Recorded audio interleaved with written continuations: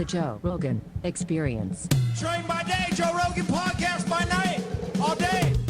Yes, ladies and gentlemen. Yeah, my phone shit the bed officially. iPhone 6, done. I think I dropped it too many times. Or it got scared when it saw Wayne Parr. My phone decided to just give up. What's happening, man? Mate. Welcome back, my friend. It was very fun working out with you today. That was very enjoyable. Wayne Parr, for those you don't know, multiple-time Muay Thai champion, very famous in the world of combat sports, both for your accomplishments in Muay Thai. And a lot of people in the UFC know about you for your work with George St-Pierre. You did a lot of training with George for some of his MMA fights and got to show him some of your Muay Thai techniques, which I really learned a lot today watching you explain how you do things. You have a very specific style that is very uniquely your own. Yeah, I was lucky enough to go to Thailand to live for 4 years. So I took the Thai concept, and then I retired from Muay Thai and went to boxing for a year. And then I just concentrated on my hands, and then I liked boxing, but then it sort of got a bit stale because the crowd's a little bit older, and the Muay Thai crowd really pumps you up. So I decided to come back to Muay Thai again, and I sort of blended the two together with the top half of the boxing, the bottom half of the Muay Thai, and then just sort of created my own concept. And yeah, it's been very cool. Been very successful with it. It seems like you also, like we were talking today, you incorporated a lot of the way Ramon Dekkers used to throw combinations, who was a Dutch guy who became probably one of the most famous ever foreigners to fight in Thailand, one of the most successful in the lower weight classes especially. Yeah, he was a beast. And then because he was the first white person to beat the Thais, he was such a role model, and I wanted to follow in his footsteps. Still to this day, I still try and emulate everything that he's done. And just to be that guy that went to Thailand and beat the Thais at their own sport, it's something that I look up to him. Even though he's passed, I still he's still my hero. In the world of Muay Thai and the world of fighting, there's guys who have gigantic names that, like, if you were thinking about a sport like hockey, it would be like a Wayne Gretzky or like a Bobby Orr.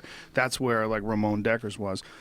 Most casual fans, they're not aware of like some of the greats in this sport. It's really unfortunate. It's because America, like kickboxing, for whatever reason, never really caught on. And Dana White has a really good theory, and he thinks it's because that in like the 1980s and the early 19, I guess it wasn't even the 90s, like mostly the 80s, they had that PKA kickboxing on TV, which is where Rick Rufus came from, who turned out to be a great fighter. Yes. But a lot of those guys were like sloppy boxers who had to throw a certain amount of kicks per round. Like they would make you throw like 6-7 kicks per round. I forget what the number was. And so they would throw like these little flippy kicks with no power, and then they would just kind of sloppy box. Yeah, Benny the Jet and Peter Cunningham. Who else? Well, Peter Sugarfoot Cunningham, he became successful outside of PKA. He did Muay Thai. He fought a lot of different styles. He was a more complete fighter. I think there was a lot of fights that like they had on at ESPN at 2 o'clock in the morning. You watch these two white dudes kickbox, and you're like, what the fuck am I watching? It just wasn't at the level that. It's unfortunate that some people still have that in their mind when it comes to kickboxing or to Muay Thai, because in other countries, like especially in Holland, and you were one of the guys who carried it over to Australia at a very young age. It's very popular over there. Yeah, we were lucky in Australia. Fox Sports, we were showing the fights at least once a week, and that was from 1996 and up until last year. And then they've just stopped showing the broadcast now, and now UFC's flooded the market, and there's no exposure for the kickboxers anymore. It's hard for us to shine now. Really, because of MMA? Yeah, well, UFC's, they're doing the pay-per-views, and they're doing the roads to the UFC, and they're showing all the replays. So every time you put the Fox Sports on, it's just saturated the market, and there's no real. If I was a young fighter now, and they said, "What would you want to do? Do you want to kickbox or UFC?" It's like UFC for sure, because look at the superstars. Right. Whereas Muay Thai, there's no elite sort of place to go anymore. The K1's dead. Before it was K1, the K1 was the dream. Right. And now that's disappeared. So well, there's Glory. Glory, but Glory's amazing, but it's not what K1 was, if that makes sense. Not yet, no. And still look at UFC, you look at the George St-Pierre's and the John Jones's lifestyles, it's like, holy shit, that's a different league. That's pretty cool.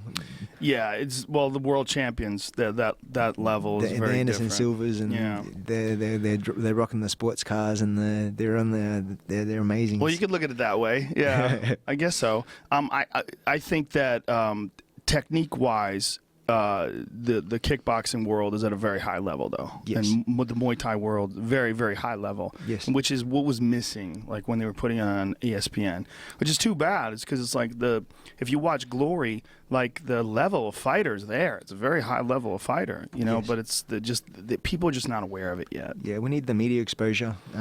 Say, for the Joe Schillings, for example, we need to go to his house and seeing what he is like a person, instead of just seeing the bell ring, have his fight, put his hand up, Right. and then he disappears. Whereas the UFC, I know everything about George St-Pierre without even meeting him. I know everything about John Jones without meeting him. I know everyone, and then when they fight, I have that emotional connection, and I really want to cheer for that guy because I feel like I'm emotionally involved. Right. Whereas the Glory guy is like, I can't tell you who's who and how many daughters he has or what kind of pets he has at home. Mm-hmm. So- Yeah. One of the things that I really love about just striking, I'm obviously a big fan of MMA, but when you got to think about takedowns and when you have to think about submissions and there's so many different things that a fighter has to consider, they're not as open with their striking.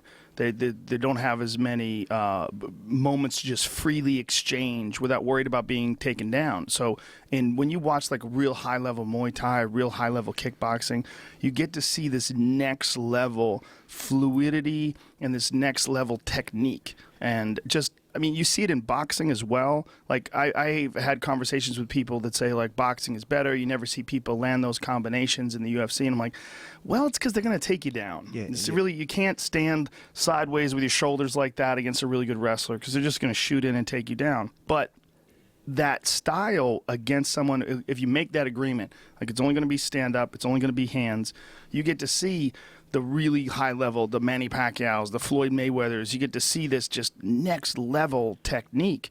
And I feel that same way with kickboxing. I feel like with Muay Thai and with kickboxing, you don't get to see the real high level stuff unless it's just two straight, pure strikers in a Muay Thai match. When I got the opportunity to work with George, for instance, the first time that we sparred, I think George is so used to throwing 1-2s, 1-2-3s, and then I was literally chasing him from one side of the cage to the other, doing a U-turn, and then going straight back at him again. And then after the spar, he told me, goes, it felt like I was sparring 4 guys at once because it was just relentless. That's what I felt like today. We were playing around today. There was no pause. It was Yeah. just continuous because there's no fear of being taken down. So Right. I can stand in the pocket and just keep punching and punching and punching. And punching. Well, I've always equated it to like a conversation. Like if you have a very crude grasp of the language and you try to have a conversation with someone, it can be very frustrating because you're searching for the words, you don't know exactly what to say, you're trying to figure out what that person's saying. But if you're like you or me who speak English very fluently, you and I could have a conversation, we could be rattling back and forth. Well, you're that way with striking. You could tell like striking is like a part of your body's language. So it's so normal to you. You're so used to it that the combinations just flow like water. Whereas like you were trying to teach me some things today about the unique style that you have of like when you were trying to teach me that crazy power jab and then the setups to those knees. Like you have a very specific way of moving that I was trying to emulate, but to you this is ingrained in your nervous system. For you it just flows out of you, you know? Yeah, I've spent my lifetime. That's why I can't go to MMA, because I've spent my whole life learning stand-up, and I'm in fear that I have to spend another lifetime on my back if I want to reach the same sort of level. And I wouldn't do it unless I had that perfection on the floor too. So yeah, It's 10 years. At least. Yeah, it's So- 10 years of jiu-jitsu. So I've invested 25 years of stand-up striking alone, and I don't have any other hobbies. This is my life. All I do is go to the gym and come home. And then what do you do for fun?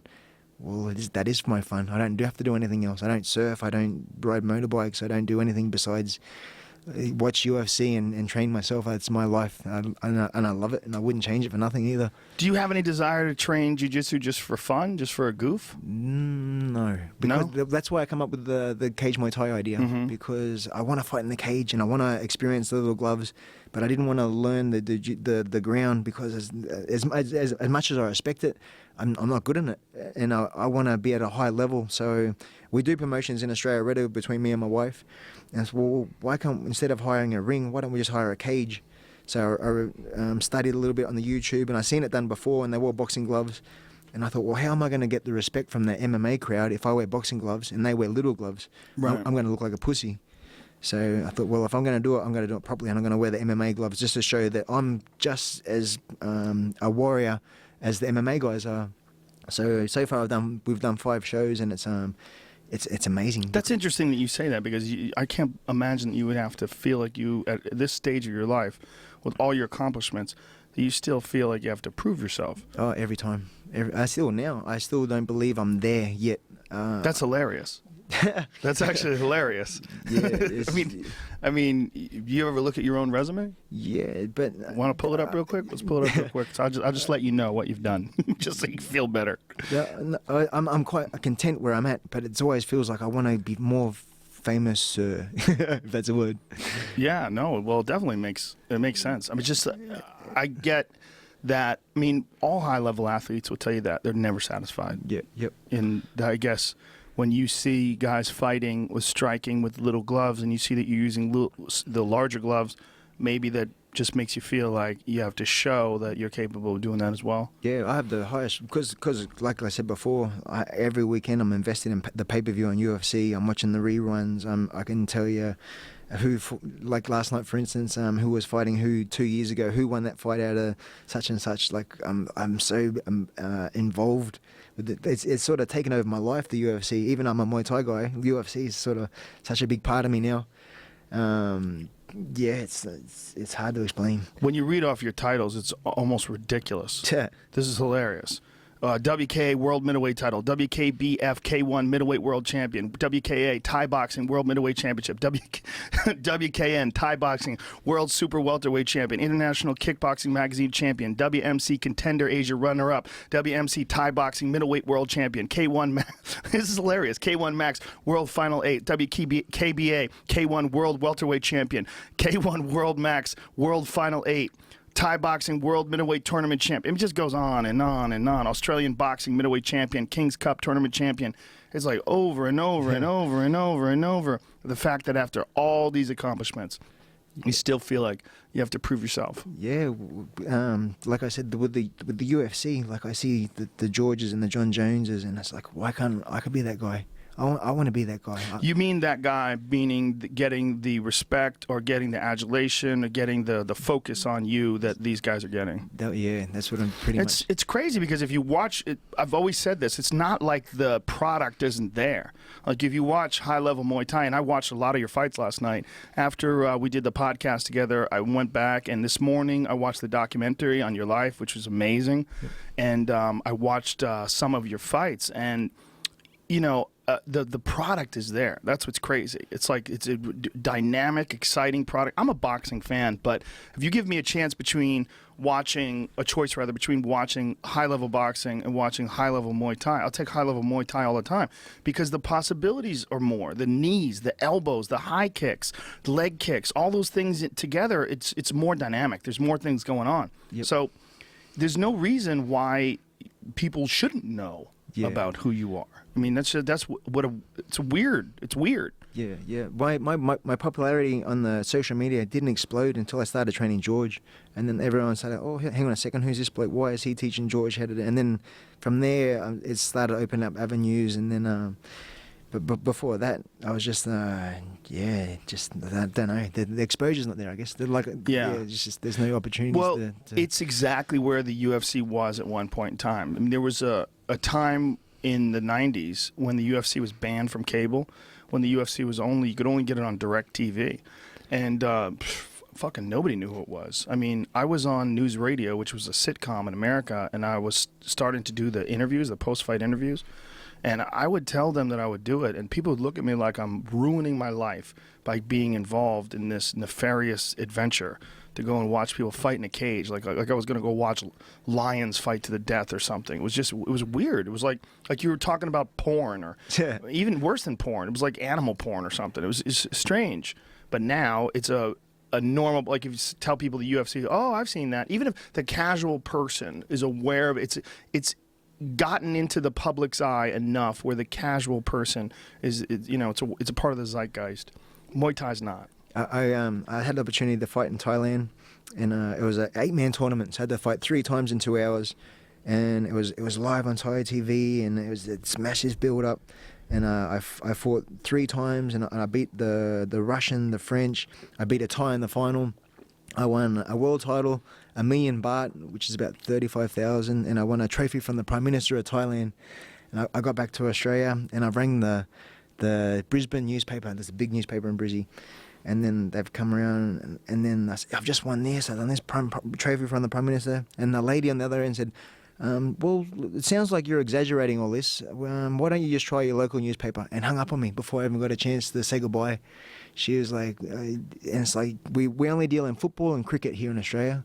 And because it's not a mainstream sport, yeah, just try your local paper. Hopefully they'll do something for you. That's hilarious that cricket is a mainstream sport, Yeah, but Muay Thai is not. Welcome to Australia.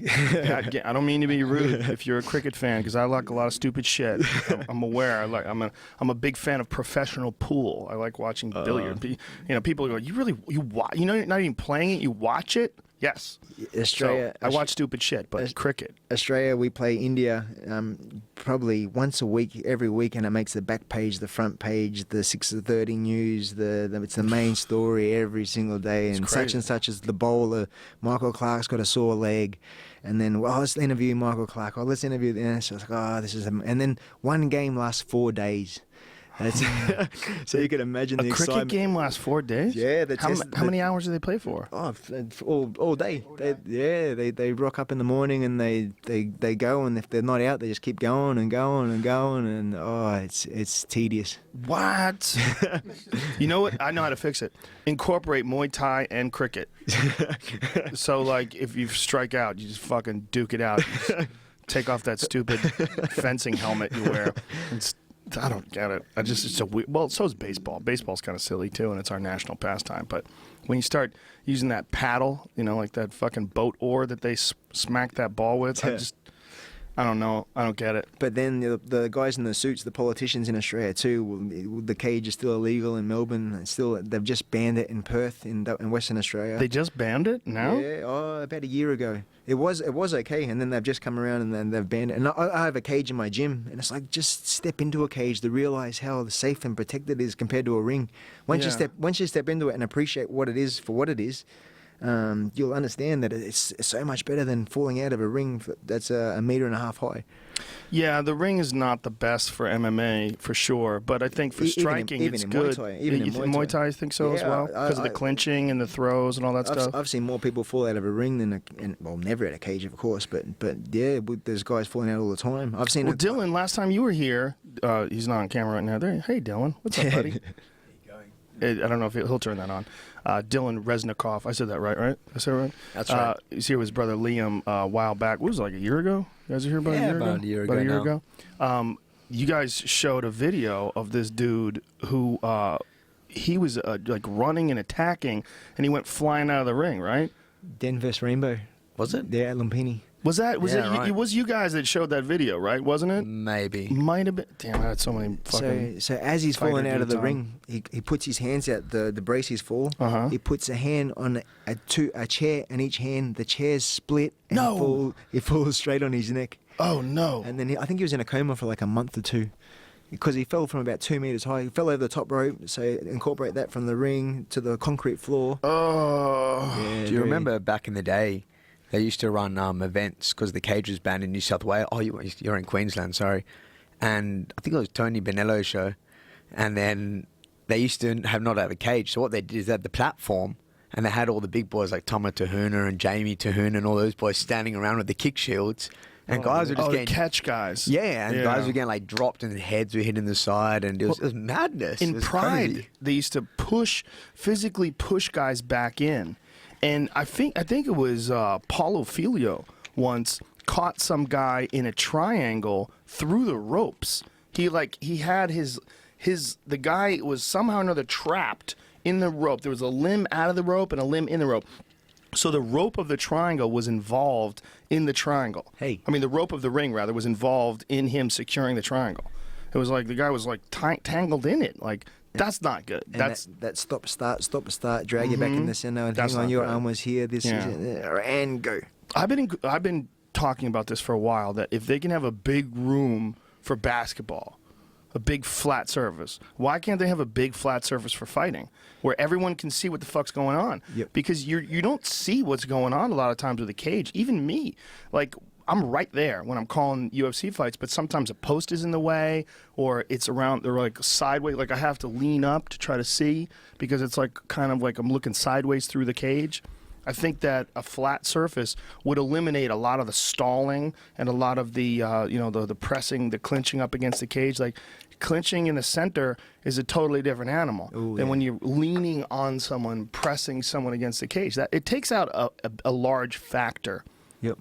What do you think about that? Think that's possible? I reckon that's fantastic. You wouldn't be able to cage walk either with your shoulders if you're in the center of the air. You get taken down. You got to fight for it. You got to actually fight for it, or learn how to fight off your back. It'd be hard. Yeah, I mean, there's guys that are really dangerous. Like Charles Oliveira is one of the best in the UFC at fighting off of his back. You saw his last fight with Jeremy Stevens. I don't know if you're aware of him, but he's got a vicious guard. His guard, he's attacking all the time. So when you take that guy down, it's no fucking picnic. You know, he's constantly threatening your arm, your neck, and those guys are gonna excel in a world where you can't just hold a guy against the cage, or if you take a guy down, he can't just wall walk. A guy's going to have to fight off of his back. I feel like that's more honest, you know? I mean, the cage is a real element of MMA, and guys train for it, and therefore you should be able to utilize it. If you're a professional, you should understand it. But it also puts a weird taste in people's mouths, like, oh, they're fighting in cages. They're animals. It's awesome. You like it? I love it. I love it. I love it. You're a madman.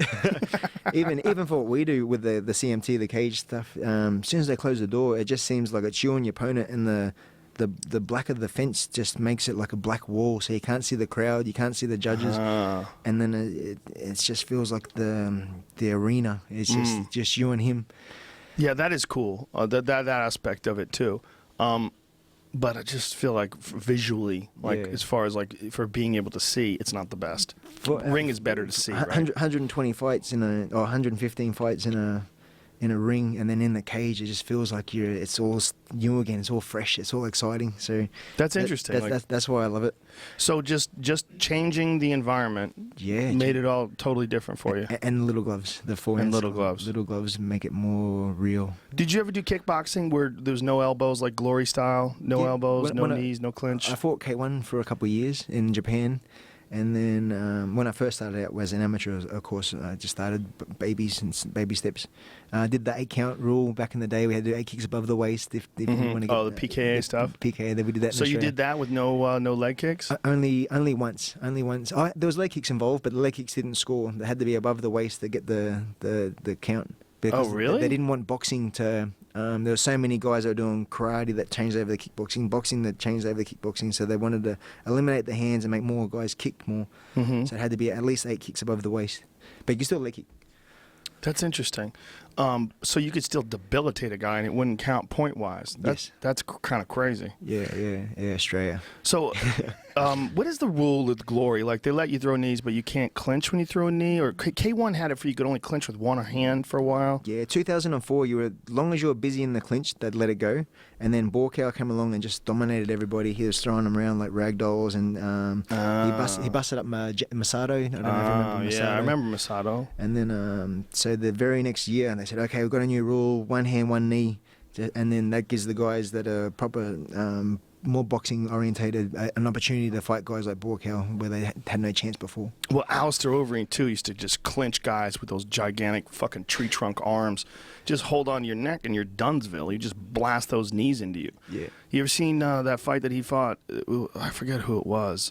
Teixeira, where he hit him. He clinched with both hands behind the neck and hit him with a knee, and it looked like he got shot, like someone hit him with a sniper bullet. Boom! He just goes down. You know, that clinch, though, is such an effective weapon. It doesn't make any sense to me to eliminate that. When I see it being eliminated in kickboxing, you know, or making guys, you know, use one hand or something like that, I'm like, it's so foolish. It doesn't make any sense to me. It's like you're eliminating a really exciting aspect of and a crucial aspect of the art of Muay Thai. Yeah, the Thais are so efficient in it. They're so good and so powerful, and you can see the shots and you can hear the noise. But when Westerners get into the clinch, it's sort of like two dogs that are trying to make puppies. It's not quite. It's not They're quite just as humping each other. That's hilarious. The referee gets a bucket of water. Get off each other. Two male dogs. Yeah, That's funny. That's why I limit it, because the Westerners aren't very good at the Thais when they get airborne as they're throwing knee for knee. But so they've made it more entertaining for the crowd, I guess. Yeah, I don't know, man. I think even the crowd, like, that's one of the things that drives me nuts about modern MMA is stand-ups. When guys get taken down and they're fighting on the ground and then they get stood back up. I mean, I just think it's ridiculous. Like, if you only have 5 minutes, especially me coming from a jiu-jitsu background, if you have 5 minutes and you take a guy down, it's a lot of times there's a slow progression to a submission, and you can't be like, you're like, come on guys, let's work. Like, they're fucking working. Okay, but sometimes when guys are working, it's a stalemate. Yep. Like, sometimes you're trying to pass, the guy's trying to stop you from passing. You try to advance on the other side, the guy tries to stop you from the other side. Like, there's a lot of shit going on. And unexperienced referees, or referees that are unexperienced in grappling, or referees that are easily influenced by the crowd. Like, sometimes they'll hear booing, and what are you gonna? Is this show for assholes? People who don't understand fighting. So stand them up. Okay, stand them up. No, these guys are trying to fight. Elite XC was the worst example of that. Big Country, Roy Nelson had Andrei Arlovsky down, inside control, working at Kimura, and they stood him up. Oh. It was fucking ridiculous. They had like a 15-second thing where if you went to the ground, if something didn't happen in 15 seconds, they stood you up. Yeah, sometimes when the UFC as well, when they press against the cage and there's that stalemate where absolutely nothing's happening at all. Mm-hmm. I think that's the same as the Muay Thai. If you push someone against the ropes and you're holding, and you're not throwing anything, all right, then you got to do it. But if they're busy, for sure, let it go, keep it going. Yeah, I don't know. I just don't think you ever see that with high-level guys. I think that's just a part of being a fighter who's not that good, or a fighter who's learning. Like, if you see a guy like Cain Velasquez never gets warned to keep moving. Yep. He's fucking punching you in the face. He's taking you down. It's like he's constantly in motion, and that's why he's one of the elite of the elite. Yep. You don't see that stalling, that really, that kind of stalling on high-level guys. Yep. I just think you got to let them fight. It's ridiculous enough. Like, 5 minutes is a small amount of time for a grappler, and sometimes guys just are trying to work techniques and they're getting stalled out, or they're getting someone's using good defense and the referee just stand them up. Like that's what jiu-jitsu is all about. It's all about the guy defends and you try a different way. Guy defends, you need to try to keep hammering at him until he can't keep the rhythm up. Yep. And then you advance, and then eventually you catch him. But sometimes a guy will be defending like a wizard. Like, if you watch two guys roll, two high-level guys, like, it is like we were expressing before. It's like a conversation. They're arguing about shit, and they're trying to find holes in each other's game, and it'll go on where it looks like it's a stalemate for 5 minutes, but say like it's like a Marcelo Garcia character, and he's fighting a guy who's really athletic, and you go, man, how long can this guy hold Marcelo off? And that's really what the question is. It's not a matter of, oh, this guy's just as good as Marcelo. Not really. No, eventually he's going to figure out the right combination of things to do to this guy, and he's going to have his back. And then once he has his back, that guy's fucked. Yep. But it's like, how long does it take to get him there?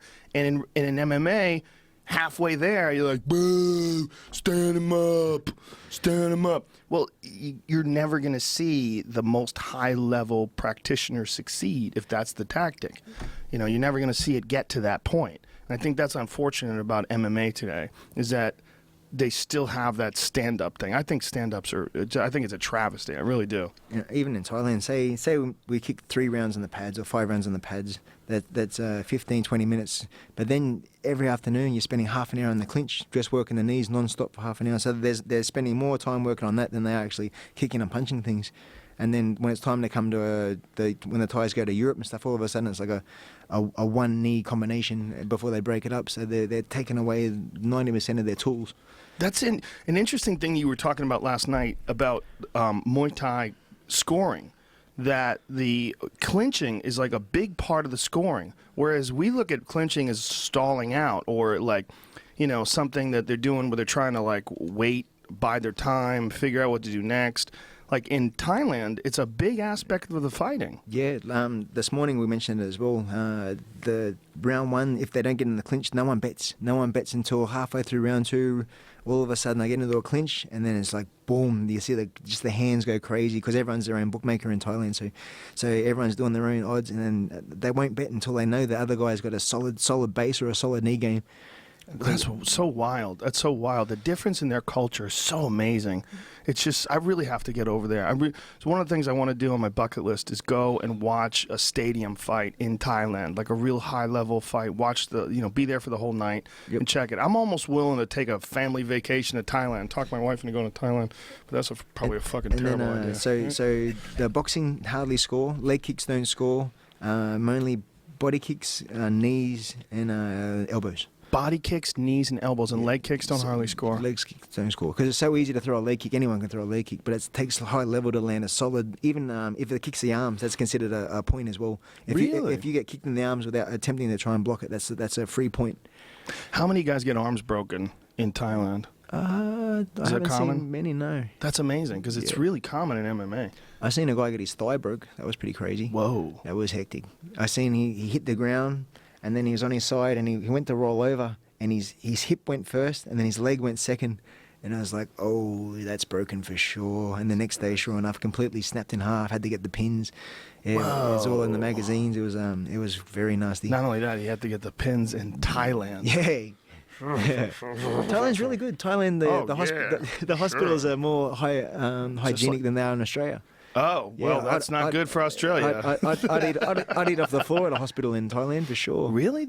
So they have really good... I'm just being prejudiced. Amazing. Fucking American asshole. American asshole that I am. So what did he get his leg broken with? It was a kick? Thigh kick. Wow. Yeah, the guy just chopped it hard. God damn, man. Just snapped. It was very... Do you remember Stan Longinidis versus Dennis Alexio? Yes, I do. Yeah. It was the big hype in Australia. That was massive. And it lasted 15 seconds. Stan the man.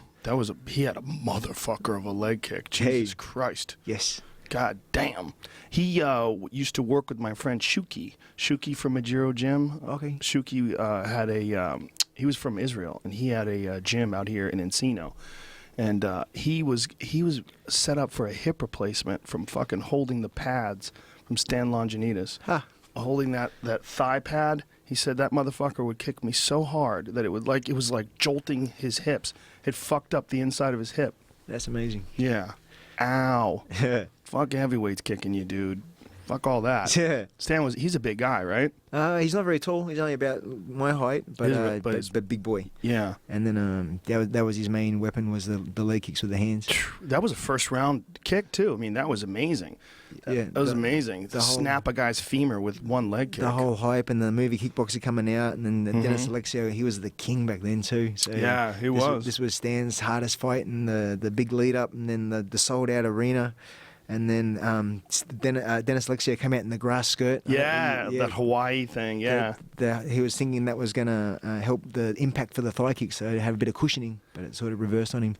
Because he checked it. It was a check kick. He checked it, and then he went to put his foot down. That's when his shin snapped. Wow. It was his shin? It wasn't his thigh? Interesting. It snapped through both his shin bones. God damn. Yeah. Wow. Yeah. I didn't know. Why did I think it was the thigh bone? It was so long ago. They did a story on it because as he put his check up, he's put his instep of his foot on his knee, so there was no give. Instead of having the leg floppy, and then he's locked it into his other leg, and then as he's kicked through, it's like kicking through a baseball bat. Oh, I see. And then as he's put it down, they've done the Anderson Silva. Blep. Wow. That's amazing. It's rare that you see it on two high-level guys like that, where you see a leg break like that. Maybe protein, injectable protein. Injectable protein? I don't think you really mean protein. I think you're using euphemisms. Did you see his fight, Dennis Alexio's fight with Don Wilson? That's when he got schooled on leg kicks. No. Did you ever see that? No. Dude, back in the day when Dennis Alexio was a young man, he wasn't schooled in the ways of the low kick, and he fought Don the Dragon Wilson.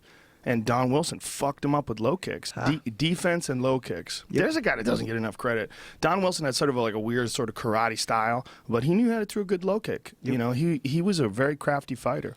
Yep. Geez, we're going back in time now. Oh fuck yeah! Now we're in the 80s, I think. And then you go before then. You go to, you got to go to what we talked about earlier, Dennis. Superfoot. Wallace. Yeah. Oh yeah. But there was not just Dennis Lexco. You go Don Wilson, and then you go Benny Urquidez. And Benny Urquidez was the fucking shit. Yep. I trained at his gym when I first moved to LA. That was the first place I went to. I was like, I'm going to the Jet Center. I wanted to wear long pants so bad after watching all this stuff. What about the foot things? Did you want to wear the foot cushions? My first fight was the shin pads with the foot cushions, and we used to spar with the foot cushions too. So they were in back then. When Chuck Norris had that World Combat League, and he was doing a very similar thing to what we were talking about, where they fight like kind of in a small bowl, like a saucer. Like they didn't have a ring and they didn't have a cage. Mm-hmm. They had just this sort of slightly elevated platform that had a lip to it. So when they get to the outside edge, the referee would bring them back in. I thought it was a very smart way to do it. Did you think about fighting in that at all? Oh, I was still a puppy. That was only a few years ago. Yeah, I'm only... You're only 20. 18, 19. You're 38 now, right? 38, yeah. Yeah, we can tell people. You're not a chick. But that wasn't that long ago. You had to be 30 back then. That was a while ago. I don't think it was 10 years ago. I think World Combat League was like, I want to say it was like, I know I was working for the UFC at the time because I went to see one live. Okay. And I got a hug from Chuck motherfucking Norris. God damn it. Back in the day, I was so mad that I didn't get a picture of it. And you lived. Yeah, I did. I lived. I felt different, though. It was like I touched a lightning bolt. And you got pregnant. I might have. But so you didn't think about fighting in that? That was K1 was the dream. Right. K1 was the pinnacle. The pinnacle, if you'd say.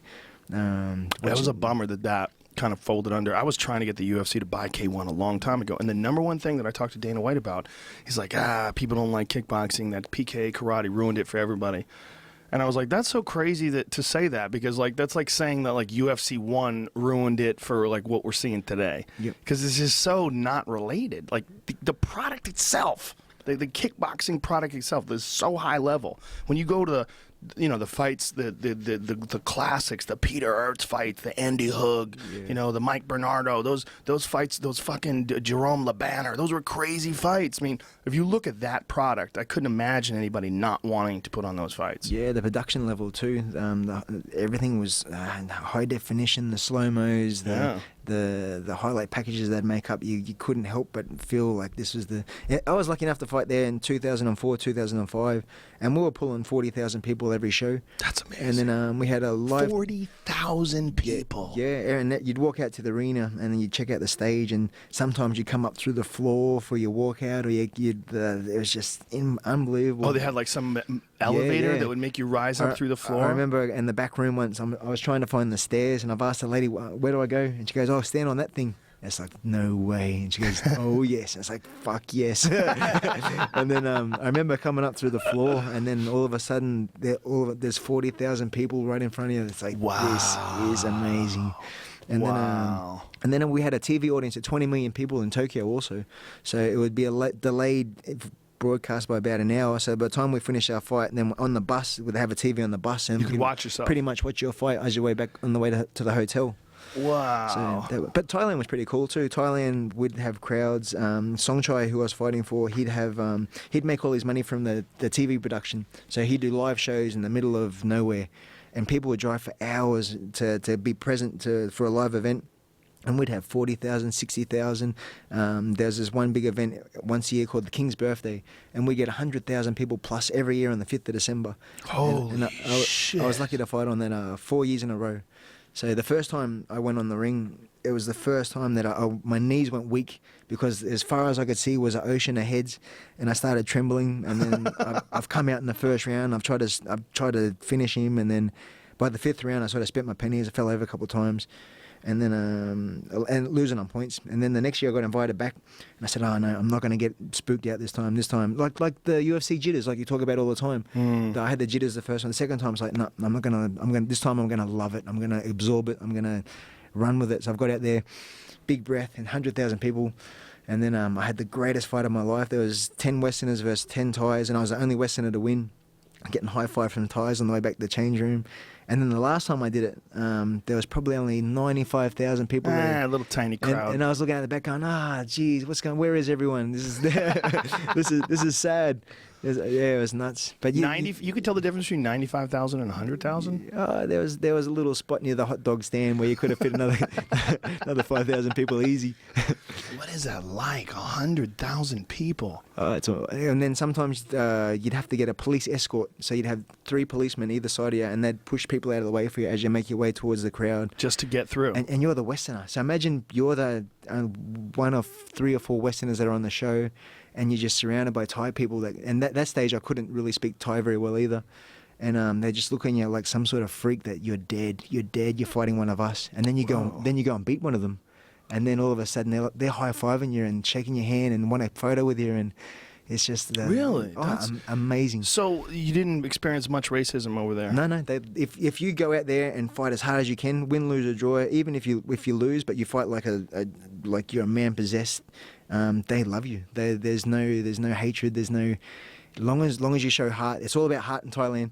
That's true with a lot of Asian countries, right? That's the same as Japan. Japan, the samurai spirit. If you go out there and give it your all, and you go out in a stretcher, they prefer you go out in a stretcher than you lay down from a knee and say, "Oh, it hurts." Well, that's one of the major complaints from a lot of fighters. Like Rampage said that many times about the difference between fighting in Japan and fighting in America. Is that in Japan they appreciate effort. They want you to fight your best, and if you fight your best, sometimes you fight someone who's better than you and you lose, and that's just the way of fighting. And it's a way of learning, and that's how guys get better. Yes. That adversity from loss and going back and regrouping and watching films and realizing where you have to step your game up, that's what creates champions. I mean, that is what creates a real champion. Is you have to be able to fight people who are better than you or as good as you, or it's got to be a really high level that you're aspiring to. And along the way, sometimes you lose. But in Japan, they treat the losers in those like really high level fights where it's just incredible action and heart and design. They treat the losers the same way they treat the winners. That doesn't happen in America. In America, that's the number one complaint, is that people look at you like, oh, you're a loser. You lost, you loser. I find Muay Thai and MMA, well, UFC especially, the crowd, I think, is a lot better than boxing. If you have one loss in boxing, you're done. You can be 26-0, 24 knockouts, 1 loss. Oh, he should retire. He's done. And then if you have 2 losses in boxing, you don't talk about it anymore. You're out of there. But especially KO losses. KO losses. Yeah. But in MMA or in Muay Thai especially, as long as you fight hard and you lose to a good guy, your crowd base is still going to be there next time around. You're not going to lose anybody. As long as you fight hard, and if you get knocked out, going out in your shield, they're still going to be next time to still support you. Well, there's a few fighters that still have that kind of support just because they're so exciting. Like Vanderlei Silva is a perfect example. Like Vanderlei's been knocked out quite a few times, but he still has a gigantic following because there's no such thing as a boring Vanderlei Silva fight. Yes. Every Vanderlei Silva fight, it's like ready, chaos. Yes. You know, are you ready? Are you ready? Fucking mad violence until that guy's last heartbeat. I mean, every time he fights like a man possessed, which is why he has so many people that love him. But a lot of guys, they felt like Quentin, Rampage especially, I hate to keep bringing him up, but he experienced a lot of hate after beating Chuck Liddell, and he was like, I can't believe people are upset at me for being good, because I beat their hero. All these people would say horrible shit to him, and I think in that sense, the United States crowds, like, there's something to be desired about some of the people that are excited about fighting. MMA crowd, I've noticed with George, especially hanging with George, and when we were training together, he put a few photos up, and then I was more, I'd go to his page, and I was astonished by the amount of hate that George has on his page. He has like 4 million people that follow him, and his Twitter, and then all it is, when you're going to finish a fight, George, or if I need to go to sleep, I just put a George st-Pierre photo and I fall asleep halfway through the first round. And it's like, fuck, man, this is one of the greatest fighters of all time. How can you not appreciate him dominating someone for 5 rounds?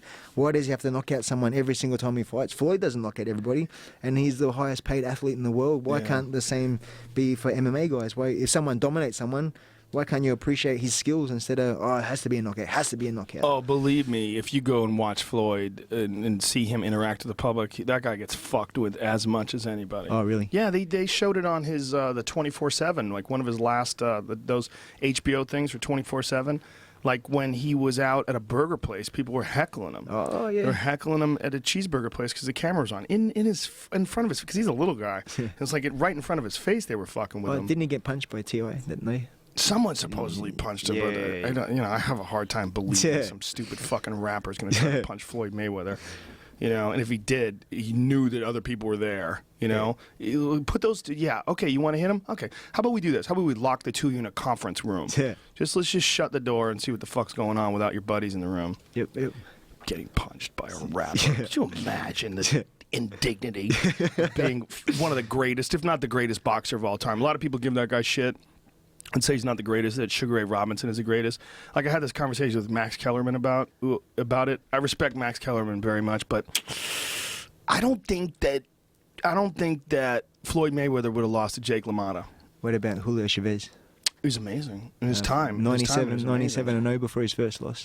But Meldrick Taylor was beating him until he got tagged. And I don't think Meldrick Taylor is the same boxer that Floyd Mayweather is. I think Floyd Mayweather defensively is the best ever. Yeah, true. We've seen him get hit like 3 times in his whole career. Yep. Maidana cracked him in the last fight, but he only cracked him in at the end of the round. Yep. And you could see he got rocked in that fight. He got rocked by Shane Mosley, but he's so good defensively. He's so good that he just never really experiences much danger in his fights. I mean, you go back to all the other greats, and they were in wars. He's never in a war. Yeah, true. He's just never in a war. And you could talk all the shit you want, but look at the guys he's fighting. He's fighting Juan Manuel Marquez. Look what happened with Juan Manuel Marquez and Pacquiao. Yep. I mean, they're in a war, and Marquez caught him and knocked him out, dead. Yeah, four wars. Yeah, good luck trying to catch Floyd like that. Good luck. Yep. He's just never going to make those kind of mistakes. And one of the things that's so exciting about Pacquiao is that he throws himself into danger. He's so aggressive and he's so fast, and he tries to finish fights. He tries to put himself in the line of fire in order to achieve victory. Floyd doesn't do that shit.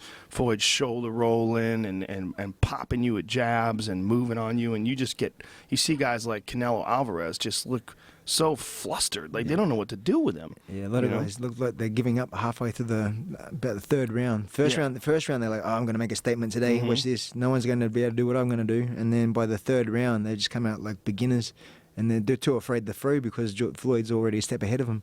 Yeah, if he had strong hands, if his hands didn't break all the time, like Floyd, he's had quite a few like broken hands. He's a serious problem with hand breaks.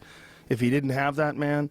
God damn, if he had punching power as well as that insane defensive technique, he's, in my opinion, he's the most masterful of all the boxers I've ever watched. Bernard Hopkins right up there. Andre Ward is another one. He doesn't get enough credit. Like a lot of Americans, for whatever reason, are not aware of how good Andre Ward is. But god damn, he's a good boxer. Yeah. Another one, just brilliant defensively. Very rarely see him in trouble. And he's so different, too, because Andre Ward fights different styles for different fighters. Like some fighters, he'll fight on the outside, he'll fight long range, and he'll box them. And then on other fighters, he just fucking gets right up in your grill, and he's throwing these combinations and cutting angles on you and never letting you breathe. He's very versatile. Very smart, too, man. Yeah.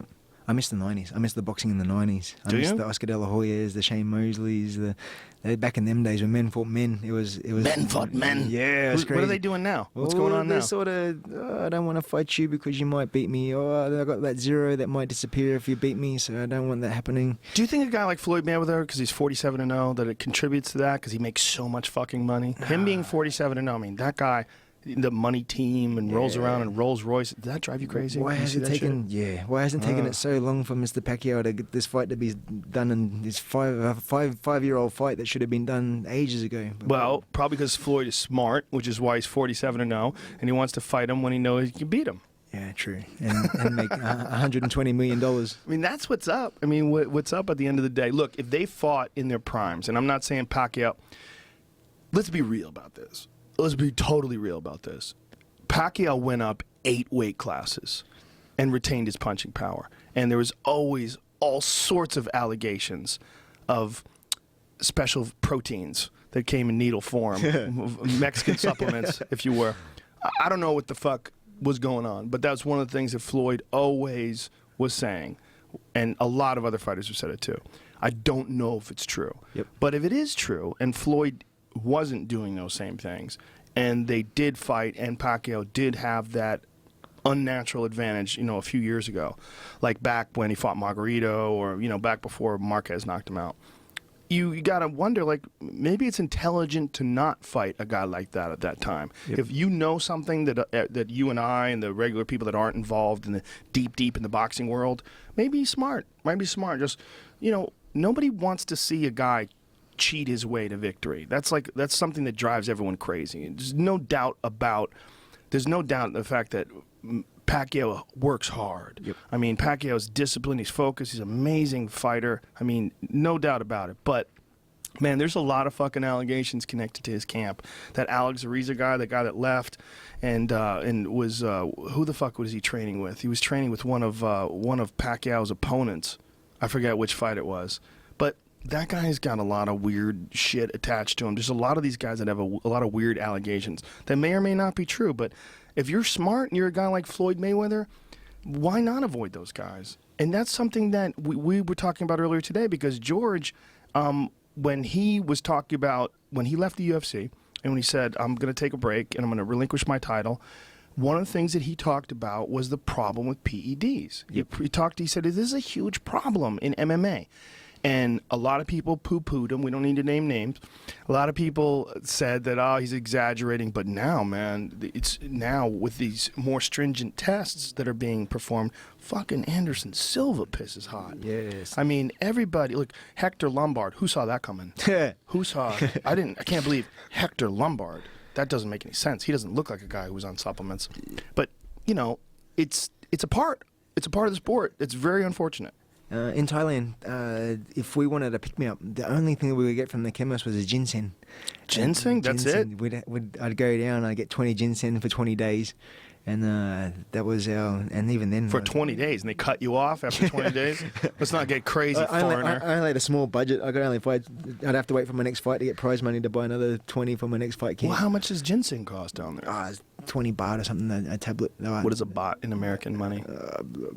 50 cents. 50 cents? Maybe damn. less, maybe $10 for 20 ginseng tablets. Yeah, I was poor. I was only making $30 a fight back then. Jesus fucking...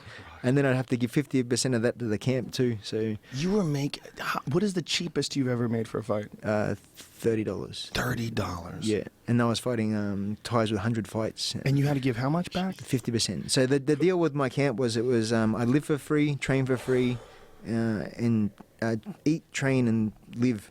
And then every time I fought, I'd give 50% to the camp. And then, so if I made 1,000 baht, 500. If I made 10,000 baht, it was 5,000. And then I was lucky enough to win 1 million baht. So then I have to give the camp 500,000 baht. And that was like, oh my God, that's like 4 lifetimes of prize money right there that I gave away. That's insane. 1 million baht would be how much American money? It was 35,000 Australian. So about $10 Australian. No, $10 American. No. What is 1 million? Okay. I think the Australian dollar is about equivalent to a peso. I don't know what that means. It's about 35,000. So 1 million baht is $35,000? Probably about 35 now, yeah. That's ridiculous. That was the most you made there. Yeah, that's insane. Yeah. No wonder why you're angry at Floyd Mayweather. Yeah. And then I had to give 50% to the camp too. Fucking A, so man. 17,000. Well, at least you were living for free. Yeah, But shit. true. But sometimes I wouldn't fight for ages too, so I needed and then eating for free, and I had somewhere to roof over my head. Yeah. I want to talk to you about your journey, because as a young man, as a teenager, you chose to move to Thailand. You didn't know the language, and you immersed yourself in Thai culture and became a Thai fighter. I mean, that is an incredible adventure for a young man to take part of, and a very rare and brave one that not a lot of people not a lot of people really stick their neck out like that and do something along those lines. The movie Kickboxer came out with Van Damme. It's like I wanna walk in this guy's footsteps. I want to be this guy. So I had 13 fights in Australia. I won an Australian title, a South Pacific title, and then I had a relationship with a guy called Richard Vell, who owns a Thai restaurant, and he said, "You fought amazing tonight. I want to know. Do you want to go to Thailand and learn from the best?" I said, I'd love to learn from the best. That'd be amazing. He said, if you can organise your passport, I'll do everything else. I'll do your plane ticket. I'll find you a camp. I'll train. So went and got a passport, and then sure enough, he bought me a plane ticket, and he said, you must promise me you can't come back for 6 months. If you come back before then, me and you are done and dusted. Wow. So you got to promise me you'll stay. So okay, I stay. So I went to Thailand, moved to Bangkok. No one could speak English. I had one of those ones where there's a hole in the ground, and you had to poo in the little shit and then there was no toilet paper, so you had to pour water in your hand to wipe your bum. You had no hot water, so we had to rinse on, soap up, then rinse off. It's hilarious that is what you would complain about when people are kicking you in the fucking legs, body, and head all day. And it's then, like, you got to wipe your ass weird. And then Shitting into a hole. sleep on a wooden floor next to 10 other dudes, and then there's no beds. And then Wow. and that's not including the 7 hours training of Thai boxing too. So when you finish your 3.5 hours at night, you got a wooden floor to look forward to go to bed on. Wow. No cushion at all. No, I put like a big blanket down as a bit of cushion in between that and the wood. How much snoring was involved? The worst one was the arms and legs. The Thais would throw an arm over you in the middle of the night, and you have to try and get it off in case they took advantage of you. How dare they? And then so I had 5 fights for 5 wins, 4 knockouts. Came back to Australia. And then the Thai camp rang my sponsor, and they said, hey, he looks like he's got a bit of promise. Can you send him back again? So he rang me up and said, do you want to go back to Thailand? I said, I'd love to go back to Thailand. I don't want to work. I want to live this Thai boxing dream. So I said, okay, this time you got to promise me 12 months. Don't come back within 12 months. You got to commit your whole life. So sure. So I went over, and then I was fighting on the little shows back then. And then the opportunity, the main guy that was at our camp, Sengten, he was fighting on a big show. And then I went to support him. And then a guy called Danny Bill from France, he was supposed to fight one of the big Thais, and he never rocked up. He disappeared somehow. And they said, oh, Danny Bill's not here. Who's going to fight this guy? And my trainer put his hand up and said, this guy will. He'll fight him. And I absolutely pooed my pants. I shit myself. And how many fights did you have at this point? 13, 14, about 16. And I said, oh, he'll fight him. This guy's had like 250 fights, and my young teenager here, he'll fight him.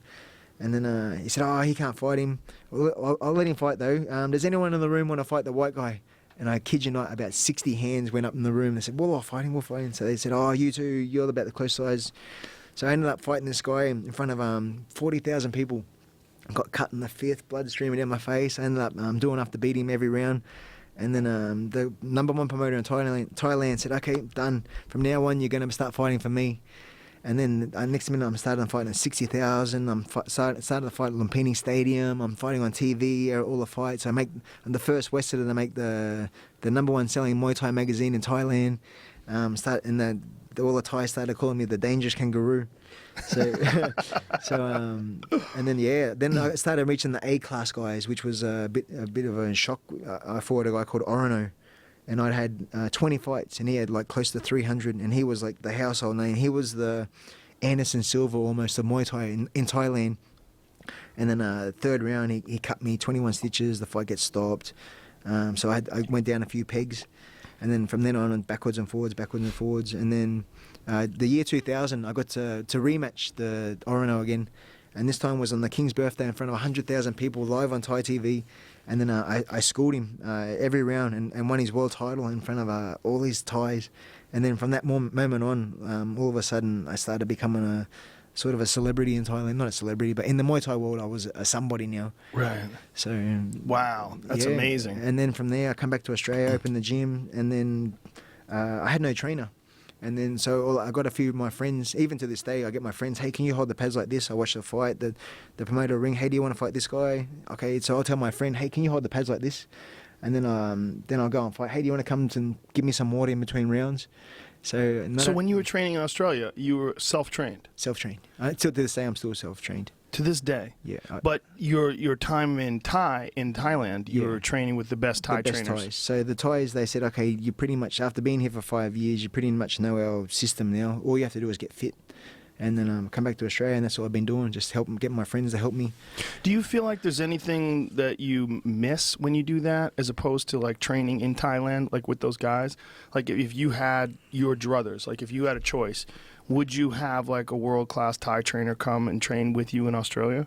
Yes. Yes. Yes, but at the same time, it's been working. What I've been doing is working. I've been quite successful the last 15 years doing it by myself. And there's no middleman either. I don't have to worry about a manager or someone telling me what to do. And I push myself in my training to a high standard where I'm, I guess, doing okay because I've won another 8 world titles doing it by myself against, and I've been lucky enough to travel the world too, going all over Europe and fighting in Japan 16 times, and beating everybody in Australia already except for my last one. But it's been good. I like it. You fought some legends too, man. I mean, your record, if you look at all the names, like the legends of Muay Thai, you fought quite a few of them, man. Yeah, it's been cool. Like you were saying before, to get famous, you got to fight the famous guys. I don't want to be one of those ones. I'm not afraid to step up, and if I lose to him, at least I had to grow. I tried. But majority of the time I'm winning. It's like, yes, I can't believe I beat that guy. I shit myself for the last 6 weeks getting ready for you, and I've won. So how good's this? This is awesome. And so yeah, and then sometimes I'll match myself as well with someone like the crowd's going, why are you fighting this guy? Like, you're old. This guy's gonna wipe the floor, and then I win again. And it's like, it's just such a self-satisfying feeling to know that I can still compete with the elite. Do people give you a hard time because you're old? Because you're not that old. You're younger than me. You're 38, but 38 in combat sports is... Yeah, it's definitely... But I've been getting told I've been old since I was 27, 28. Even when I was in the K1, I was the old guy then, being 28 years old. It's like... 28 was old in K1? Yeah, well, really? K1, yeah, they were going, well, when are you going to give it up? And then I've been...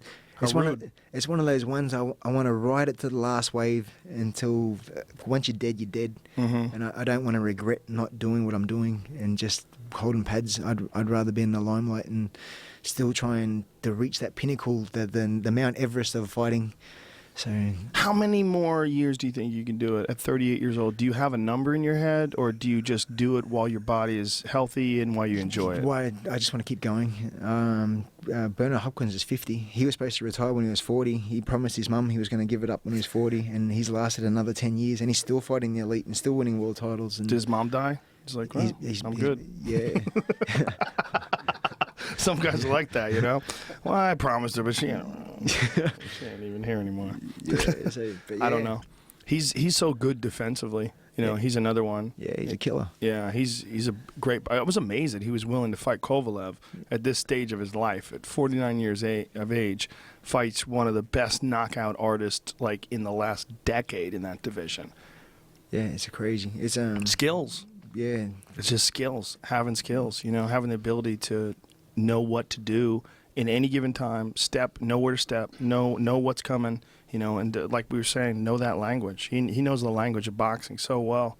You don't get famous holding pads. You don't get famous writing cool Facebook posts. I've tried, but it doesn't happen. That's you repeating that. You've repeated that many times, like the getting famous, famous. That's a big part of what motivates you.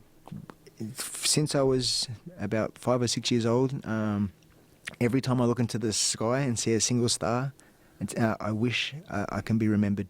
When I blow my birthday candles out, I wish that my legacy, once I die, I can be that guy that people go, yep, Wayne Parr. Wow, that's interesting, man. That's a weird drive for a young man to have. What do you attribute that to? Like to want to be remembered. Yeah, my whole life. That's my only goal. Winning a world title was always. I didn't want to win a world title. I wanted to win a world title in Thailand against a Thai, against a genuine. I don't want to win against someone down the road. I always wanted to take it to the next level. And once I did win the world title, I ended up winning 2 in Bangkok. But now it's about the legacy. Now it's about the yeah, like any human being, once you pass, you just turn into flowers. I want people to look like Dekker. Like the amount of respect that I show him after he's passed away for the last couple of years. I want people to look at me in exactly the same light, hopefully one day. And he died of a heart attack while riding a bike, right? Yeah, in the park by himself. With no one to give him any CPR. He just passed away. That's so crazy. Did they know what was wrong with him? I mean, it doesn't even make sense. Yeah, no, who knows? 42 years old, and then to die on a push bike is crazy. You were talking to me earlier about the injuries that he had suffered, that he had his foot fused to his ankle? Yes. Yes, he's broken his leg that many times. This is what I've seen from the documentary. I could be wrong. I'm sure Bass would have a better understanding being Dutch. But yeah, from the stories that he told me, his leg was, they were going to amputate it. It was got to the stage where he said, well, what else can we do? Oh, we can fuse your ankle to your shin. So he used to say, I used to just do pads. I wouldn't spar and just save it to the fight. And then if it broke, it broke. But I just, I'd change the southpaw and then hopefully not use it. But then he was so adamant that I had to win, he'd just go back to orthodox and just start using it anyway and start smashing people. Just that crazy mentality. That they kept breaking it. If he kept breaking it, they were going to have to amputate it. Yeah, that's what the documentary said anyway. And he's still kicking it. Yeah. So nuts. I remember when he fought in the Dwayne Ludwig on his last fight on K1. We caught an elevator together. I said, "How you feeling? How's it all going? You feel good?" And he showed me his arm, and his arm was black from his wrist to his shoulder. And he said, "I've pulled my bicep. I can't punch right, but it's okay. It's okay. I win. No problem." And sure enough, he dropped Dwayne Ludwig 3 or 4 times. I don't know if it was 1 point or by knockout, but he won by points. By points. Yeah. But with one arm. Yeah, that's incredible. And that's him. And then you see something like that, and you think, "Fuck, I want to be that guy." I'm so torn on that because on one hand, I admire mental toughness. I mean, obviously, that's just the ability to block that out and say, "It's okay, I'll win, no problem." I mean, that's incredible. But on the other hand, he's an example of what happens when you are really mentally tough. His legs were shot, his ankles were fucked up, his body was falling apart. It's like you redline your body, because that's how he fought. He fought redline. Yep. I mean, if you've never seen Ramon Dekkers fight, if you're someone who is you're not aware of Muay Thai, just do yourself a favor and Google Ramon Dekker. I mean, there's a lot of people that folks will talk up, and and you watch it and it's like, well, they kind of exaggerated. You can't do that guy justice. You can't do him justice. You got to watch how violently he fought. Just it was so hyper aggressive and vicious knockout power, beautiful combinations, and everything he threw was 100%. Everything he threw, there was no setups. Everything was It was just so exciting to watch, man. But look, his body just eventually just deteriorated and fell apart. And where's the line though? Because he did it, but the legacy is shot past the longevity. So he'll never be forgotten for how tenacious and how crazy and how violent he was. So that's what I want. I want to go until I can't go anymore, and then if I pass, I want to be remembered for that guy that. It seems interesting that it's sort of maybe the only way to be great is to kind of like break your body trying to be great. It seems like look at Cain Velasquez. He can't get through a training camp. I mean, he's fought 2 times, I think, in the last few years. Yep. And it's because everything keeps breaking. His knee keeps fucking up. His shoulders keep fucking up. And it's because he's so mentally tough.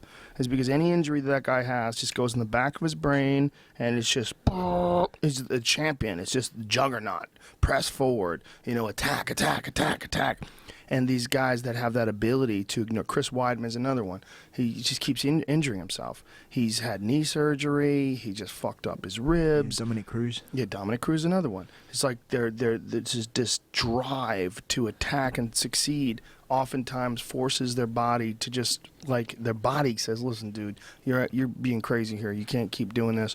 We're just going to check out. How about we give you a little knee injury here and take 6 months off?" It's like... It's that adrenaline drug. Get in front of that crowd of the 5,000, 10,000, 20,000. You can't buy it. I've tried. You just cannot buy it anyway. Do you worry about, like, being in it past your prime, or do you think that you'll know when it's time to stop? I retired 3 years ago. Did you? And then I thought I'll go out on top. I was on a 5 or 6 fight winning streak. But then in 6 months, it was driving me insane. Just that not being the famous guy anymore, not being in the magazines, not being on TV, not people coming up and not giving that recognition anymore. And then I came back and I went on another 5 fight winning streak, and it was so good to be back amongst the minks and to be in front of that crowd again. I understand why people can't give it up and they keep coming back out of retirement, because it is the most exciting thing that you could possibly do on earth, is to stand in front of someone and try and knock each other out. When you're done, do you think that you will become a trainer? I mean, do you think... You already have a gym. I got my gym for the last 15 years, and I've been lucky enough to tour the world doing seminars and teaching, which I get a kick out of. But yeah, it's not fighting. It's not punching on. Do you ever think you would run a gym in Thailand? No. No? No, that'd be a disrespect to the Thais. The Thais are so good, and to have a Western that It would be a disrespect? I believe so. Really? And even calling myself crew. I cringe when people call me a crew. Really? Yeah. Why is that? Because I'm not a Thai, and I don't deserve that honor of being called a crew. I'm a white guy trying to be the best possible version of a Thai person. That's very interesting because Americans use that term all the time. Like crew Mark Delagrate is a good example. It was my friend Mark Delagrate. Yeah, I know, great, Mark. great And trainer, then great so many guy. people that I've met, I know I don't respect, and someone calls someone a crew, I'll call them a crew Mark or crew this. I'm going to cover my T-shirt up now. but Why? What does it say? Crew Rhino? But What does crew Rhino mean? Crew is teacher. I know what that means, but why does it say crew Rhino? That was just my fight name. Oh, how dare you! I was literally just putting my Rhino. jacket on then. I was like, oh my God, Push that why did you say that? yeah, but So the term crew is like a deep term of deep respect for me, in yeah. Thailand. I've spent 5 years there. I've been a monk. I've done the whole business. You've been a monk? Yeah, I was a monk for 7 days. I went to Thailand. that's a long time. Lived in every Thai male has to be a monk once in their life. So even if it's 7 days, you're still a monk. Really? Every Yeah. Thai what? Every Thai male has to be a monk. Oh, a Thai male. Yeah. So, Really? Yes. You have to be a monk for how long? What's You can do minimum? 7 days, a month, 3 months, 6 months, 1 year, 2 years. But whatever you commit to, you must stay there for that amount of time. You can't give in. So then, you were a monk for 7 days. Yes. What did that? I had all my possessions taken away. I had my head shaved, eyebrows shaved. I lived in the Thai Your tent. eyebrows shaved. Yeah, they shave your eyebrows too, Why did they shave your eyebrows? to make you look like a monk. What about what about other parts of your body? Did they shave your legs? No. So you have this bowl, and then every morning you walk this track, and then there's Thai people on the side of the road giving you offerings. So they give you rice, they give you meat, they give you this, they give you that, and then you say a chant to them, and that's helped to give them good karma for either that day or that week or maybe in a future life. And then every morning we had a blind lady, and her sister would come out, hold her hand, put the spoon into a bowl, would say this chant, and it just was so special that every day we said this thing to her to help her have this good energy, because life must be shit not being able to see. So, and it just meant so much to us for us coming around. And then every day we had Buddha studies, and then they were saying how the Buddhist is the most oldest religion out of everything. It was 500 years older than Christianity, which is a few hundred years older again than Muslim. So, and then they took everything. There's 5 main things with Buddhism: don't kill, don't steal, don't cheat, don't do drugs, and don't lie. And then the Christianity took those and they added a few things to them as well. But the best thing about Buddhism, there's no supernatural guy. It's just an old prince that was stuck in a kingdom, and then he didn't see the real outside world, didn't see poor people, didn't see sickness. And then one day he went out of the kingdom, and he realized that his whole life was a lie. So he went out into the forest and started doing meditation, and that's when all these different things come to him, different aspects of. So. And then from the meditation, that's when he made these 5 basic principles. If you don't drink, you're not going to tell lies, and you're not going to get in trouble, and you're not going to kill anybody. So if you stay away from those things, life should be okay. That's hilarious. That guy's so incorrect. There's a lot of people that don't drink that are full of shit. Yeah. So yeah, and if you don't screw your neighbor, or you don't steal nothing, you don't have to. Yeah, so all these just easy stuff. Just the idea of doing good behavior and being a good person, keeping your karma clean. Yeah, for sure. So did you have a desire to do it for longer than 7 days, or did you do it just because you lived in Thailand and you did it out of respect? My Thai sponsor, his 2 boys were doing it, and they said they're going for 7 days. Do you want to join them? He said, you've done everything Thai, you speak Thai, you live like a Thai, you fight like a Thai. The only thing you haven't done is been a monk, and then once you've done the monk, you're the complete circle. You're the white version of one of them. So wow. Yeah, it was amazing. It was so cool. So when you went there, you'd shave your eyebrows, you shave your head, they give you a bowl, and then what do you do during the day? Like, what is the day spent doing? So after we have breakfast in the morning, we do Buddha studies for about an hour, 2 hours after that, and then we're either sweeping around the temple, keeping everything clean, and then afternoon we do Buddha studies again for another hour and a half and 2 hours, and then we sleep in the temple and try not to get attacked by ghosts. Yeah, the ghosts were scary. Because, Thailand, the ghosts are so full on. They really have this thing where they really believe in them. So the ghosts have more of a tendency of showing themselves or coming to you in dream form. And then it's so realistic. It was life-changing. I had a few different dreams where I came out of the temple thinking, fuck, I'm changing the way that I do things from now here on in. Why is that? Just making me a better person for just basic things. The ghosts were making you a better person? Yeah, they just give you deep inner thoughts while you're dreaming, and you wake up, you think that you was real life, but it was it's hard to explain. No, please do. So you saw ghosts as well? I used to get attacked about 3 or 4 times a week. They call it a have you ever heard of sleep paralysis? Yes. So in Thailand, they believe it's a ghost sitting on your chest. And then if the ghost doesn't like you, the ghost puts his hand across your mouth and nose and suffocates you in your dream, in your sleep, and that's why you die in your sleep. They're wrong, though. Do you know that? Yeah. It's not fucking ghosts. So when I told the Thais, I had this crazy dream last night. I felt like I was getting held to the floor. I couldn't move, and they said, "Oh, that's just a PM." So what's that mean? Oh, it's just a ghost sitting on your chest. So, no worries. That just makes me feel better. Ghost trying to fucking kill you. That's so crazy that they would be like, no worries. And then you say I'm sleeping right beside someone, and then the ghost would sit on your chest. You want to scream, you want to reach your hand out so someone will wake you up, but you're just stuck. And there's nothing you can do. And the harder you try and scream, the more that you get stuck to the floor. So this would happen on a consistent basis? 4 or 5 times a week. How old were you at the time? 19. 19. 19 to 23. So if I had to guess, you're a young man, you're in Thailand for the first time, you're experiencing this incredible culture shock, you're also experiencing the anxiety of preparing for fights, this whole new world that you're living in, and you probably have a lot of questions and doubts about life, and there's a anxiety, a lot of built up stuff, and then you're hanging around a bunch of people that are telling you the ghosts are trying to kill you, and so you're experiencing these ghosts too. Regularly. Now, did you see anything? Did you physically see something? Yes. What did you see? One night I was laying in bed, and then one of those ones where the eyes were closed. It's been about 5 minutes, and I heard there was only me in the room at the time too. So I heard the door, the fly screen open. Boom! I'm thinking, and I heard footsteps. Dum, dum, dum, dum, dum. I'm thinking, immediately think ghosts. I'm thinking, hurry up and close the door before the mosquitoes come in. And then waiting. No one's going to close the door. I roll over, open my eyes, and there's this person standing at the door. And then he looks at me. And then he turns, and I hear him walking down the steps. Dum, dum, dum, dum. I think, motherfucker, he didn't close the door. Mosquitoes. So I get up. I'm awake. I get up. I close the door. Boom. Go back to sleep. I'll go late. Close my eyes. Within another couple of minutes, the door opens again. Bang. No one's closing the door. No footsteps this time. I look over. There's a cat sitting at the door, and it jumps up on the shelf, then jumps out the window. Thinking, fuck. So this is the second time I get up. I close the door. And I go back. This time I go back to sleep. Next morning I go and see the Thai trainer. I think, I swear your brother was here last night. He must have come to the room, but he couldn't. Don't know. He left the door open. I got up. He said, no, he's not here. He's in Chiang Mai. He's about 12-hour drive away. I said, no, I seen him. He was here 100%. He said, no, watch, I'll ring.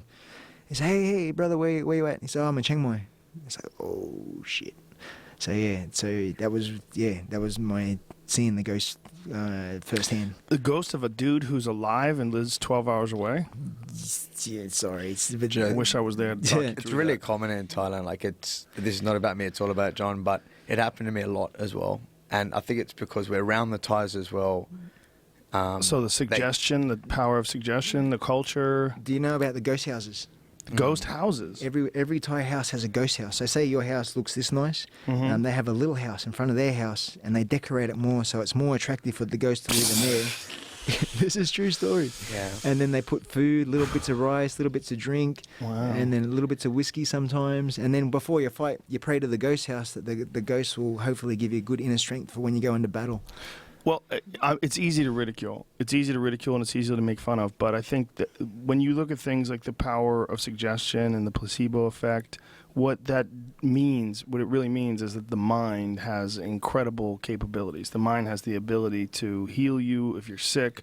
The mind has the ability to do all sorts of things that you think you need a drug or a medication to fix. I mean, the mind is amazing.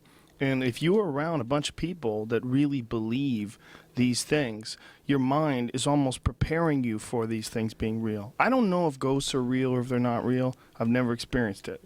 But everyone I know that has like studied it, there's two types of people. There's either like, and maybe I haven't met enough of them, but there's charlatans who like, you know, they're just the guys who do those shows where they got like night vision. They're in a basement somewhere and like, did you hear that? And then they cut to commercial and you don't ever hear shit. Like those ghost hunting shows, like you want to talk about a show, like a genre with the least amount of success.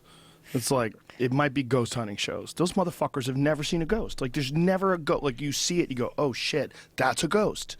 I got held down in Australia once. Held down. So my Thai trainer came, and then I had him out for Australia for a couple of months. So he's saying he's got his Buddhas in his hand. He's saying this big prayer before sleep.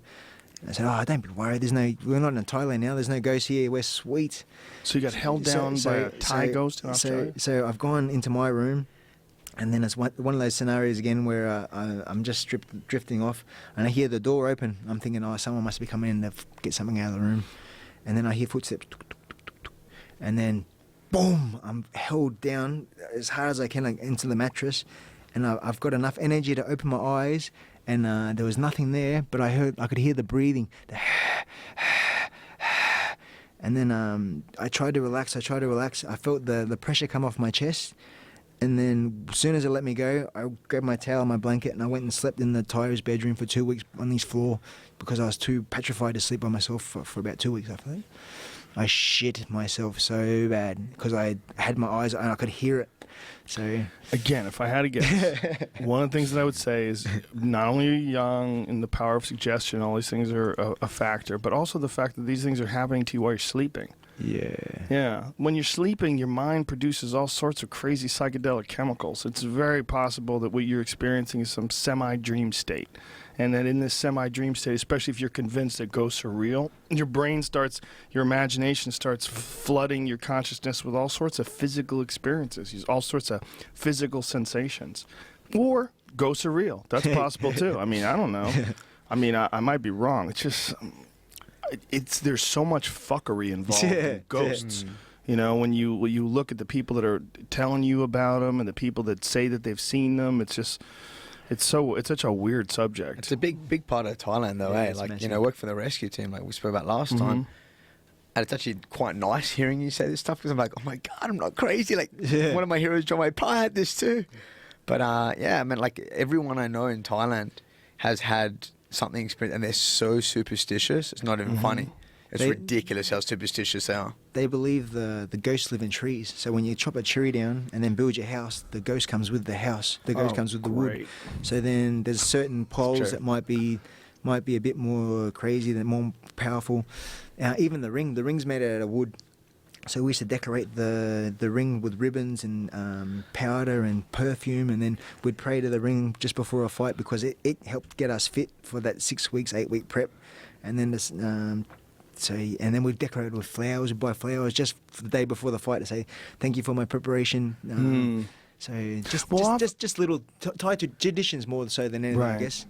Even if it's not true, like if I'm joking around, obviously. I really don't know if ghosts are real. But even if they're not real, there's something to be said for eliminating a certain amount of anxiety just by having this ritual, having this process that you go through in your mind where you believe you've appeased the ghost. So you believe that you will have good luck. So you believe that, you have good karma, that you have good spirits with you. I mean, if you believe in ghosts and you're worried about the unknown and you find a ritual that appeases that and then settles that fear, mean, there's benefit in that. There's benefit in a lot of crazy beliefs. Even you know? with the Ramon before a fight. So you're down there praying, and you're thinking of the people of the past, the people in the present. The For people who don't know what you're talking about, explain what that means. The pre-fight dance that we do in Thailand. So we should put up a video of that so people could see it. It's pretty fucking cool. Yeah. And it doesn't exist in any other combat sport. Most combat sports, I mean, the most you get is someone walks around and touches each corner of the ring and maybe bows or puts their hands up. And then in Thailand, it's a live Thai band too. So they have a guy on the drums, a guy on the cymbals, a guy on the flute. And then while you're dancing, you just you might be 100,000 people there, and then you just turn it all off, and then you're just praying for your asking permission from the earth, the wind, the fire, the water, from God. To give you all this inner strength, and I think for my mother, my father, my grandfathers, my grandmothers, past, present, future, former trainers, every single person that helped you get to that present point in that particular second that you're thanking for helping you get right there in that time. And then you take a big breath, and all that energy just fills up your whole body, and you get pins and needles, and the hair stands on the back of your neck. And then once you finish the dance, it feels like you're invincible. Wow! And these guys are doing it right now, and they have the traditional hand wraps. They have, we're starting to see that come back. Where you're seeing a lot of bouts that are being made today with really hand wraps and no gloves. Yeah, it's pretty hectic. They do it once a year in Thailand forever. They have Thailand versus Burma, and they have 2 referees. And then what happens? You can only win by knockout or cut. If it goes the distance, it's a draw. No matter how much someone's winning, it's always a draw. So you have to win by violence. How many rounds? 5. 5 rounds. Wow. And you can't win by any other way, by knockout or cut. That's crazy. It's brutal as well. Yeah. And then there's not many kicks or knees because you're wearing 2 weapons on your fists, so it's just hell for leather. Technique goes out the window, and it's really? just more so survival. Because weapons on your fists meaning that it's it's like rope, right? Yeah, it's rope. Because those are not like traditional hand wraps where it's like soft and cushiony. Yeah. What is that? It's proper rope. And it goes all the way down the forearm too. Why is that? Is that like to protect you from kicks? I'm not sure. Just traditional, I think. But tell me a bit about the betting with the Waikaw as well. Yeah. So a lot of Thais will make judgment on who dances better, also, and who is more relaxed and who has a better rhythm and style with their dance as well, so they can see who's if you're stiff and fucked up, or another guy is just flowing like a ballerina, then you go, this guy's got this for sure. And when you're watching this, like when they're doing this dance, there's a specific routine they follow, or are they just being like, are they just going with the flow of things? Some gyms have their own style. The majority of the time it's pretty much the same thing, but different. While you're praying at the start, that's my biggest thing is getting connected to the universe and trying to get good energy. And then the rest of the stuff that they're doing now, it's more so of a limber. So as you're going from rope to rope, you're warming up your body, you're stretching out the shoulders, you're stretching out your legs. And a guy explained to me once also that when he did it, he would relax because he was sort of performing in front of all these people. Yes. As he was doing it, and it helped him perform better in his fighting. Yes. Because it wasn't just like, are you ready? Are you ready? Go. Yes. Like he'd already done something in front of all these people. And then it sort of loosened him up. Yeah. Before I ever did commentary for the UFC, I got to commentate on one of Coban's fight. Coban Laksam Toy. How do you say it? He's in New York, I think, Coban, isn't he? I believe so. Yeah, this was good trainer. Way back in the days, before 2002, which is when I started commentating for the UFC. I was the post-fight interview guy in like 97 to 98, and then I commentated from 2002 on. But in between then, I was working at not working. I was working out at John Jock Machado's, and me and Richard Norton. You know Rich? He's an Australian guy. Yeah. Martial arts guy. We shot some stuff together. Yeah, he and I did. We commentated on Coban's fight. It was amazing. It was amazing to see like a real Thai legend who's had who knows how many hundred fights. You got to get the Thailand. You got to get the Bangkok. Bangkok's amazing. Yeah, no, eventually. Maybe they'll do a UFC out there. But is UFC even legal there? Cage fighting, I think they've tried to ban it a couple of times. Yeah, I think the Thais are a little bit funny about the cage because it's taken away from their they don't want it taking over the sport of Muay Thai. Right. Like it's taken over every other country in the world. It must have been an amazing experience for you. Just, I mean, just to go there as a young man, as a teenager, and just get immersed in this life.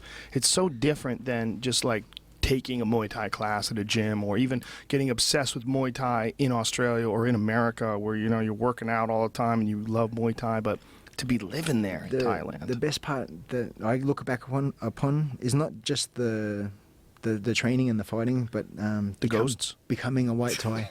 White Thai. Because I was the only Westerner I'd go months and months on end without seeing another white person. Wow. So I was like the freak, if you will.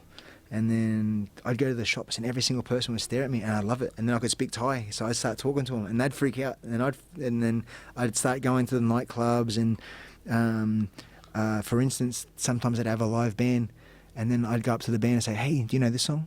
And then they'd give me the microphone, and I'd sing Thai songs to the crowd, and the crowd would bounce. Everyone's like dancing and stuff. That's crazy. It was awesome. It was such a good buzz to live like one of them. So that sounds insane. it was awesome. It was so cool. Wow, this must have been such a whole new universe. And you come back to Australia and you blend in with everyone else, and then you go back to Thailand and you're back to being that special person in the suburb again. Wow. And then I used to run on the road, and everyone used to flash their lights at me and toot their horn because I was the fighter kid, the Aussie guy so I was special. It was really amazing. So you really enjoyed that aspect of it, just being unique. Yeah. Being unique. Getting in a taxi and talking to the taxi driver, and I could just have a conversation for wherever I was going, and just talking about everything would be about Muay Thai, of course. But wherever I went, it was so cool. In a sense, is that place like your second home? I don't go there anymore now. The last time I went there was probably 3 or 4 years ago when I fought Yodsanglai. But yeah, not because now the fights are so hard for such little money. Like if I went back now, I'd be lucky to make $1,000 a fight. I'm better off fighting in Westerners, and I can make 10 times the amount of money for an easier fight, if that makes sense. It's just amazing that you get paid that low amount to fight in front of 100,000 people. Well, I mean, that is. If I lived there, the currency is quite high. But then as soon as you transfer that over to Australian, and then you can't even buy a McDonald's. Talk about taxis. I was actually in a taxi, about 6-7 years ago. He goes, "Oh, what are you doing here in Thailand?" I'm like, "Yeah, no, I'm doing Muay Thai." I go, "Oh, you know Ramon Dekker?" I'm like, "Yeah, I know Ramon Dekker." And he goes, "Where are you from?" I'm like, "Australia." He goes, "Oh, you know John Wayne Parr?" I'm like, "No shit." That's awesome. Yeah, that was a long time ago. How long did it take you to learn the language? 3 months before I could hold one conversation. So I remember the very first. I used to learn. Eat, kin, drink, dom nam. And then I got my first sentence. I still remember it as they said, "Okay, we're going to send you to the shop. We want you to say, I would like 1 bag of ice. Pom dong gan nam kang nung tung." So as I walked down the street, in my head, pom dong gan nam nung tung, pom dong gan. And then from there, I worked, okay, if instead of saying ice, pom dong gan nung coke, or pom dong gan nung rice. And then I started getting sentences, and then I'd start asking questions. Okay, what's this? What's that? What's this? And then before I knew it, all of a sudden I was one of them. Wow. I can't read or write, but I can hold. I started watching the soap operas on the TV. I could watch the news. I started picking up the songs. Now the songs had meanings besides just noise. Right. It was, That's got to be bizarre when it sort of starts revealing itself to you. And then I started thinking Thai. I was there for that long. I stopped thinking English and I started thinking in Thai. That's when it got scary, because I came back to Australia and I start my sentences in English and I finish them in Thai, but I wouldn't know that I was finishing them in Thai. And people were looking at me going, "What the hell did you just say?" and then I started speaking Pidgin, because the Thais, I started, "Me hungry? Me thirsty?" And I was doing that to Westerners, and I was like, "Oh, what am I doing?" But it was just normal, because that's the way I lived for so long. Wow, just trying to figure out how to readjust. Yeah, it took a while. That's so bizarre. It was cool. That's fascinating that you did it without any books. No, and there's no internet. So if I wanted to talk to Mum, I'd have to write a letter. It would take 7 days to get to Australia, and then she would reply. So it'd be a 7-day return. So it was a 2-week waiting period between no Facebook, no Google, no So she no had forums. no idea if you were okay. If every now and again she might ring for my birthday or ring for a special occasion, or if someone passed away, hey, bad news. Such as if the phone rang and it was for me, there'd be either really good news or really bad. So, Did you have any desire to try to learn how to write it or how to read it? I tried, but there's like 27 vowels, and if you put one letter at the start of a word, it's a completely different noise if you put it at the end of a word, and it's all tones. So one word means 5 things. So the word cow means rice, white, mountain, news, knee. So if you say it in a different tone, I'd like to have a plate of knees. Well, what's what are the different ways to say it? Cow. Yeah, and I forget that one. Cow. Wow. So, and then, it's all tone. So the whole time you're talking, it's almost like you're singing. Asian languages are so fascinating to me. But a lot of the words are the same words, like the word cow, for instance, cow or luck. So it's the same word, just a different meaning. So I try and learn 5 words a day. I go to bed, lay on my pillow. All right, got it. Next day, okay, now 5 more things. Okay, doop, doop, doop, doop. And then And you can only kind of keep those things in your head if you're practicing it on the regular basis, right? Yeah, and because I live with kids as well, there was kids in the camp, and then you could joke around with them, and if you said something wrong, they'd laugh and go, "No, stupid, you say it like this." But if you said it to an adult, you'd feel a little bit sort of shy and embarrassed. Right. But to a kid, you just slap them on the back of the head, and it's like they don't laugh anymore. So, Child beating by John Wayne Parr. This is how you learn a language properly. Yeah. Speaking of beatings, Thailand. So back there's still they still beat their boxers. It's still pretty. There's no one looks down upon it. So if they're not training hard, it's nothing for them to get a slap across the face or a kick in the leg or a punch in the mouth or they want their boxers to exceed everything else. So the child cruelty is still pretty normal. So child cruelty, meaning that's one thing that maybe people aren't aware of. They start fighting very young. Yeah. So if you fight and you're afraid of your opponent, they have a thing called round 6. And then that might include you getting bashed by one of the trainers after you get home. And then it's like, okay. Round 6, meaning you fight 5 rounds. 5 rounds. And then you come back and they come kick back, your ass. And then you get your ass kicked. And then it's like, what are you going to be scared of? Are you going to be scared of the trainer kicking your ass when you get back? Or are you going to be scared of your opponent, someone your size and weight with rules? Or are you going to be scared of me?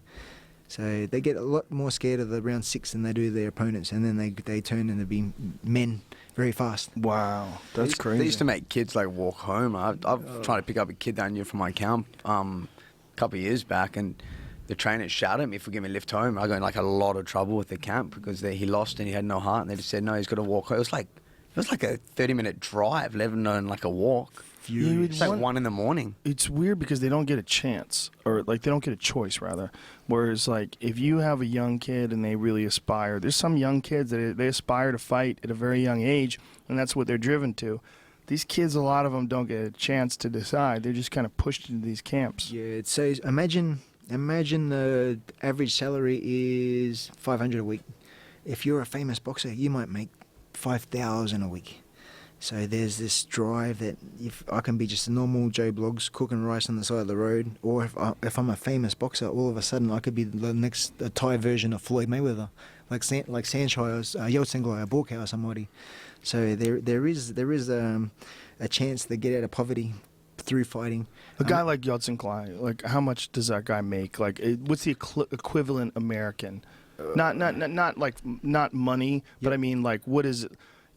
He's a rock star. What it's worth in Thailand. Yeah, he's a rock star. A rock star. He has a nice house, nice cars.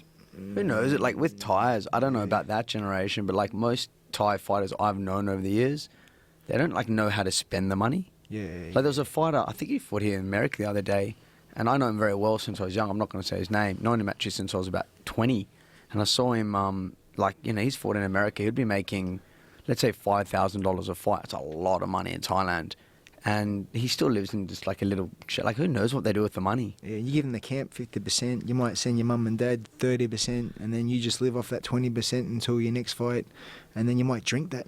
You might drink it and smoke it. And So when you say he's a rock star, he's not really a rock star. I mean, he's just famous. he's comfortable for now. So who's making all the money over there? The promoters. Probably the camps. Promoters. Yeah. And the gambling is fascinating. That's a Gambling, huge it's insane. aspect of It's it. so good. So good. You love so it. good. Yeah. Well, everyone's their own bookmaker. So you're watching two fights. You're watching red and blue, and then after the first round, it might be 2-1 for the red, and then he's still winning. Round 3, it might be 5-1, and then 5-1. What does that mean? So if you bet 100 baht. Oh, 5-1 odds. Yeah, 5-1 odds, and then round 4, all of a sudden, blue starts dominating, and then the odds start changing. But you've already locked in your 5-1 this way. So, and then if you play, Who is deciding all this stuff? Everybody's their own bookmaker. So you're in Everyone's the their own crowd. bookmaker. He's offering 4-1, but this guy's offering 5-1. I'm going to go with him. I'm going to kick this guy's ass. So, and then once you got your bet on, you lock eyes. Boop, yep, locked on, done. And then after the fight's done, you walk over. Yep, got the money. Cheers, mate. Thank you. Wow, that's interesting. So it's completely unorganized. It's chaos. It's amazing. It's controlled chaos. That sounds fascinating. It's brilliant because sort of brilliant because it's like going to the horse races. Nobody cares about the fights. Who cares who wins? You're seeing crazy matches, and then once you got your bet on too, now you're cheering this guy home like the last final couple hundred meters for a horse race. Go, kick, and then they hear the crowd, boo, and it just raises after every kick, every punch, and then they have a thing called a money injection. So say you're losing the first 3 rounds, and then they call it a chi dia. So I'll give you 50,000 baht bonus. End of round 4. Tell him I'll give him 50,000 baht bonus if he wins by knockout. And then, hey, you want another 50,000? Hold on a second. What happened? That thing froze again? Yeah. Did you call them after the last time it froze? I looked. I know. I'll call him. Call them. Yeah. This is bullshit. I know. This is 2 out of 10 podcasts. That thing's crashed on us. I know. Sorry. That's We'll get the audio of it. We'll sync it all up. Yep. But the Ustream is down. Yep. So I'm sorry. I don't mean to interrupt. So they're screaming, cheering. 50,000 baht bonus. So if you're losing, and then someone says, "I'll give you 50,000 if you win by knockout this next round," all of a sudden you're tired, you're losing, and then 50,000.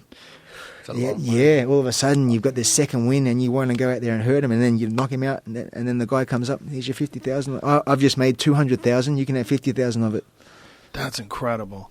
So when this is all going on, that's also why the Thais tend to fight slowly in the first round. The first round, they kind of pace themselves. Yeah, so it's almost like you want to lose the first round, so the odds go to the favour of the other corner. You put the money on your guy, then you might get your 3-1, or let's just for 10-1. He's losing bad. He's getting bashed. There's no way he can come back. And then, boom, once he gets the red light from the trainer, and then he's on full steam ahead, boom, knocks the other guy out, and you've just won. It's so strange that the culture of fighting, like the sport, the art itself, is so influenced by gambling. And then what you have now is, forever, the mafia influence. So they might say, look, you're earning 50,000 baht for a normal fight. We'll give you 300,000 fight if you happen to lay down round 2 by a head kick. And then, Really? And then, so you might be today, boy, you're unbelievable. And then the mafia might come along and say, okay, do this. And then next round, you don't know how to hold your hands up. And then you get a head kick. And then the referee will go, stop, mate. I've seen you fight 400 times. You're a legend. There's no way knowing you don't know how to throw a jab. This fight is now considered a no contest.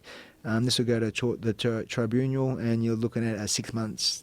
And that could be the worst possible thing for any Thai boxing camp, because now you brought dishonesty and distrust, and your camp's name is now mud. Did you ever get off? Hold on. Does that happen all the time? All the time. All the time. At least 5, 6, 7 times a week. 5, 6, 7 times a week. And Yeah. how many times does that happen to you? To me, I've never been offered money because they know I'm a Wester, so they know they can walk over me if they try. But I've seen it happen on Thai TV so many times, halfway through the fight. They know they can walk over you? What do you mean? Oh, just a Westerner. If they know I'm beatable, where you got there's so many Thais in Thailand that there's so many guys in the waiting line that know they can, like Yodsin guys, that haven't got a name, that is just machines. It's hard to say. Yeah, I know I'm not elite, that I'm never going to be beaten. So the Thais just believe they can just walk over. But So because you're a Westerner, they believe that Yeah, they can beat you, so they don't offer you bribes to lose. I've never been offered a bribe, no. Because like a guy like Yodsin Klai, who's such a heavily favored fighter, that would be Yeah. the type of guy that they would try to influence. Yeah, they'd probably ask Yodsin guy to lay down before they'd ask me, because he's such a favourite to win. So I'd be the long shot. And then if I won, all of a sudden, yeah, it's crazy. So for fighters like that, is it super critical to be involved in a very influential camp so that you don't get asked to lay down? Yeah, if you're one of the big gyms, let's pretend TriStar, and all of a sudden George goes down from fighting someone that he shouldn't, and then all of a sudden TriStar, I don't want to put TriStar guys on my shows anymore, because they're obviously mafia influence, so we don't want to deal with them anymore. Wow. Yeah, it's crazy. The system over there is so full on. That's so crazy that they have to think about that as well as fighting the best fighters in the world in Muay Thai. Yeah. And then they have to worry about being influenced by gambling and by the mafia. Yeah. What? Without saying any names or any camps, I know of a camp in Thailand that two of the guys did happen to lay down and brought disrespect to the camp, and they might have passed away. Yeah. And then for a certain amount of money, to the Thai police, that file goes missing, and then it's just a warning to the other boxers that it's not a good idea to lay down from my gym, otherwise you could also go missing.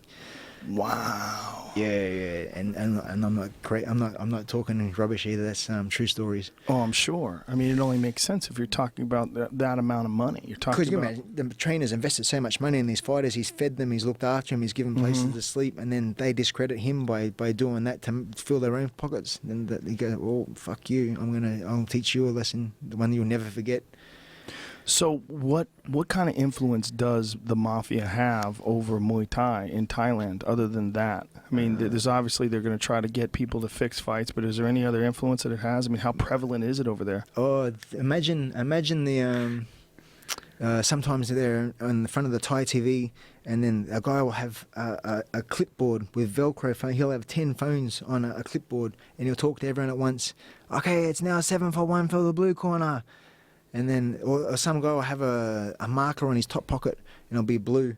And then the red starts turning around. He'll take his marker out and change it over to white, and all of a sudden the betting starts changing. So there's all these different. Crazy. Oh, it's amazing! It's so full on. Unless you know the game and how to do it. And I'm still learning. I'm still watching things, going, holy shit! It's a different league of sport.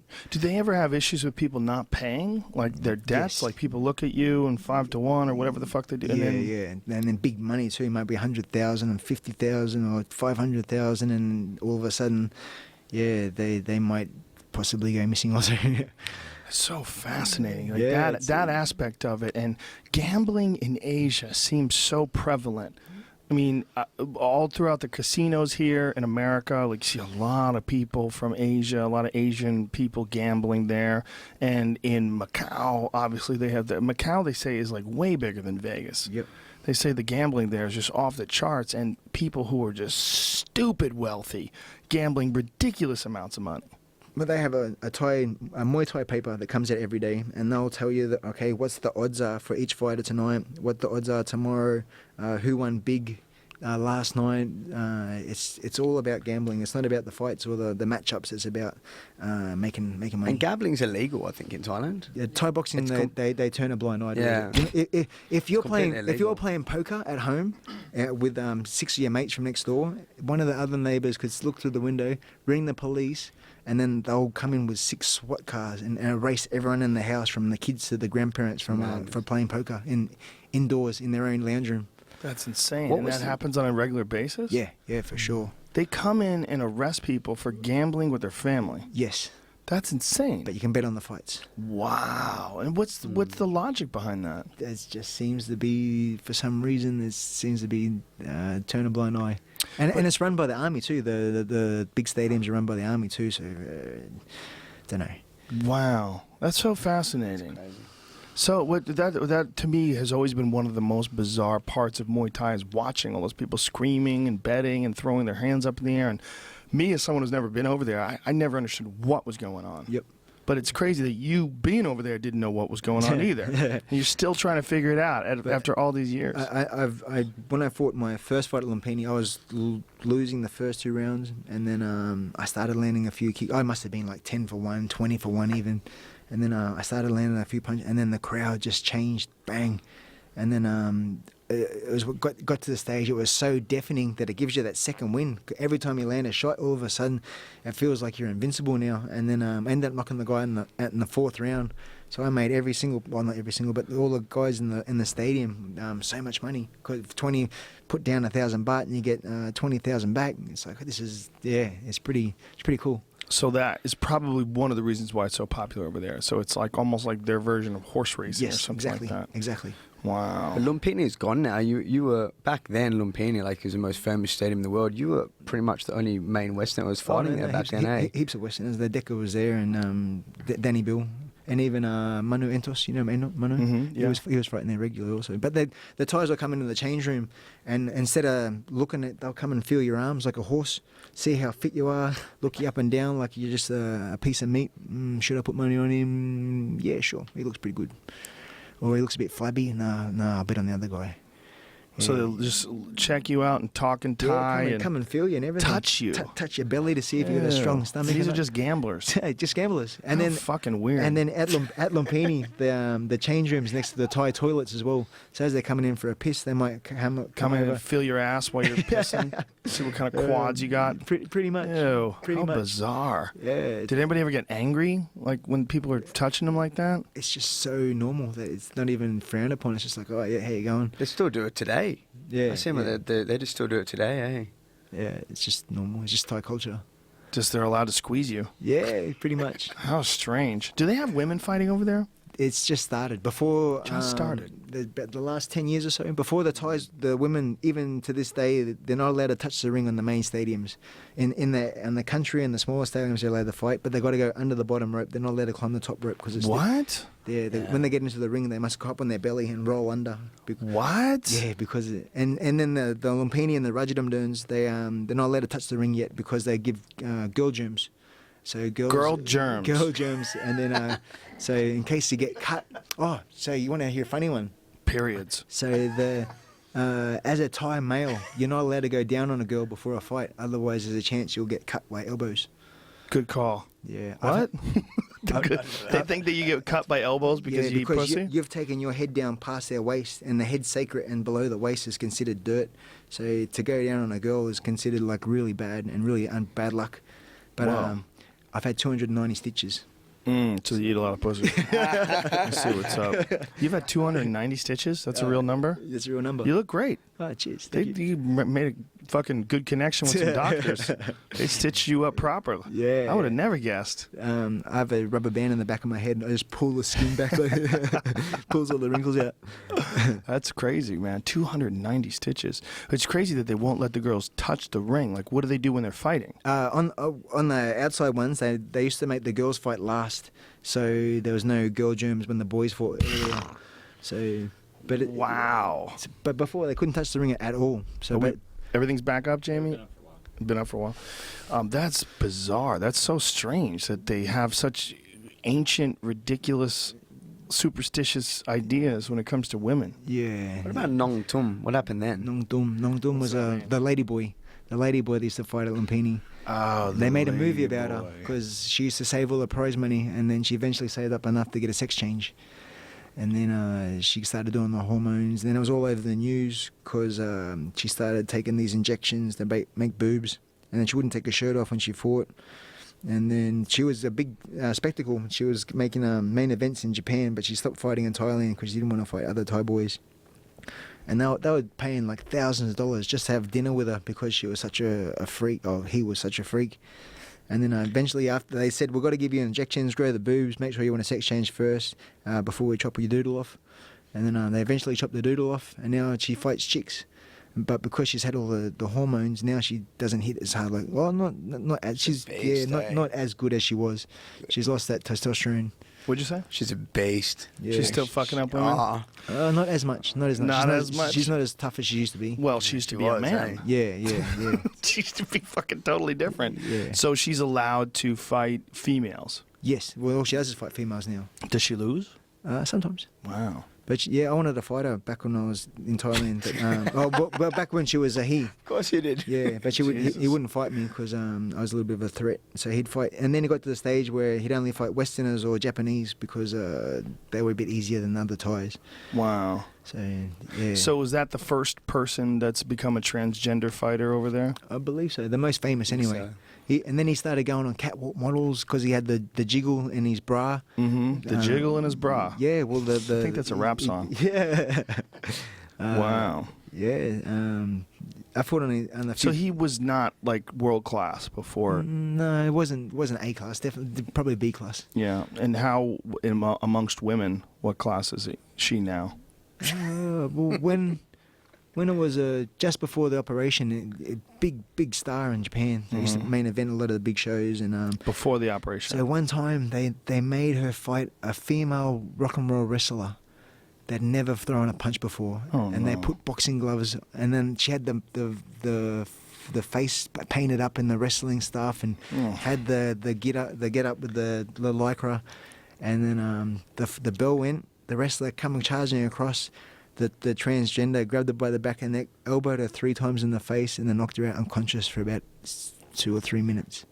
It didn't go well. And the dance before the white crew that like John was talking about, I think she does the like lipstick on the mirror as well. Pretends Oh, Yeah, that's it's pretty part funny. of It's her cool, thing. yeah. combs the hair and then does Funky. the lipstick. So she fought a woman that had never fought, never done any training, and beat the shit out of her and knocked her out. The Thai was about 66, 67, and the female wrestler was about 80 or 90 kilos. So looking at it, it looked fair. One was big, one was small. One you had to fight, one you had to wrestle, but in a Muay Thai match. Oh, God. Yeah, it didn't go well. Was that Japan? That was Japan. Japan's crazy like Yeah, that, Japan's man. amazing. They love putting on freak shows. They love doing that, man. Yeah. They love having people who have never fought before fight someone who's a world champion. Yeah. Like, they do weird shit like that. They always did weird shit like that in Pride and in K1 with and the Dream. Bob Sapp and the Hongman Choi days. Yeah, It man. was full on. They had a lot of crazy matchups. Bob Sapp was a part of a lot of them, but they loved putting that guy up against. I mean, they put Bob Sapp against Ernesto Hoost. Yeah. You know, And he beat him twice. He beat him Twice. just with steroids. Yeah. Just with steroids and a lot of momentum. And I mean, he's tough. Look, Yeah. he took some fucking beatings. Yeah. I mean, Ernesto Hoost hit him with some Nogueira bombs. and Pride. Yeah. That was a good fight. That was exciting. Fucked up Nogueira's neck forever. Oh, really? A pile driver. He hit him with a pile driver in the first round. He was 370 pounds with abs. Yep. And Nogueira, you know, to this day, his neck's probably fucked up from that fight. Yeah, I remember Crow Cop was the first person to beat him in K1. Hit him with that head kick. Well, he broke his eye socket. Oh, really? Yeah, he hit him with straight left and fractured his eye socket. It wasn't a head kick. Oh, head. Okay, yep. Yeah. Oh, that's right. Yeah. And then he went down and he crumbled. Yeah. Yep, I remember that one. Yeah, his eye was never the same after that. He had like one of those weird eyes after that. You know how some dudes get? Some dudes, if their orbital gets so shattered that they have to repair it and do reconstructive surgery on it. Whatever you're doing is picking up on the microphone over there, fella. Yeah. You eating nuts? Yeah. Just push it away from me so we don't hear it. But his eye, like he had one eye that was always like really weird after that, and because of that, like he pretty much never was willing to take a punch after that. Like from then on, like all his fights, he started like kind of laying down whenever he got tagged. Fight was over. There was no comebacks. He made a lot of money. Fuck yeah, he did. He made a lot of money. Well, he was a superstar in Japan. Yes.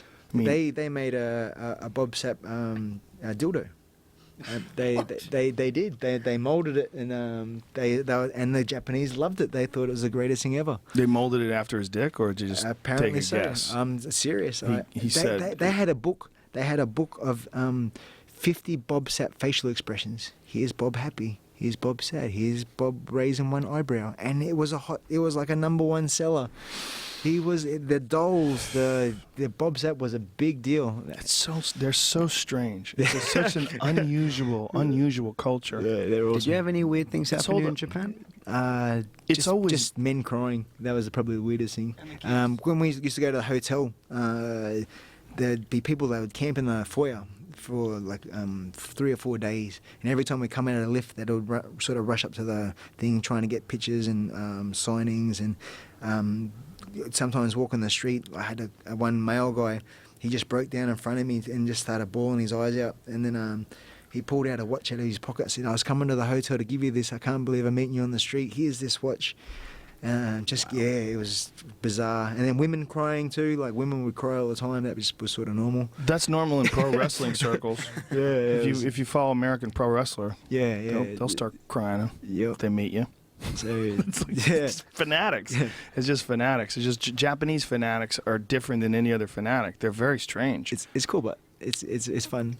Japan was fun. I got to fight there 16 times, so it was awesome. Well, the culture is very bizarre when you're walking around there. When you just walk around Tokyo, it doesn't feel like any other city anywhere else. Yeah. It's very modern. It's very advanced, very technologically advanced. Like everything is like neon and big screens and high def this and that, but everybody's like super polite. Everything's super clean. Sometimes they go through fads too, where people would have silver hair, and the next time you go back, everyone would be tanned, like ridiculous orange. Or the next time you go back, it'd be something else where they had the I don't know. But it was just, bizarre, like you said. Well, that's one of the things that happened with fighting over there, right? Yeah, K1. Fighting was a big fad. It was 90,000 people in Tokyo Dome, down to 40,000 people, to pretty much disappeared from. Don't know, how do you mess up a promotion that's got 90,000 people? How do you screw that up? Well, K1 doesn't exist anymore, right? Yeah, it's done. It's done. It's sort of coming back a little bit, but it's not what it was. It'll never be what it was. When was their last event? Oh, I think they're doing a 63 kilo now, but they might only get 5,000 people compared to the old days of the 40s and the 60s and the 90s. So it's never going to have the same appeal. But before, when we used to fight KO Max, I believe the promotion paid 50% and the TV paid 50%.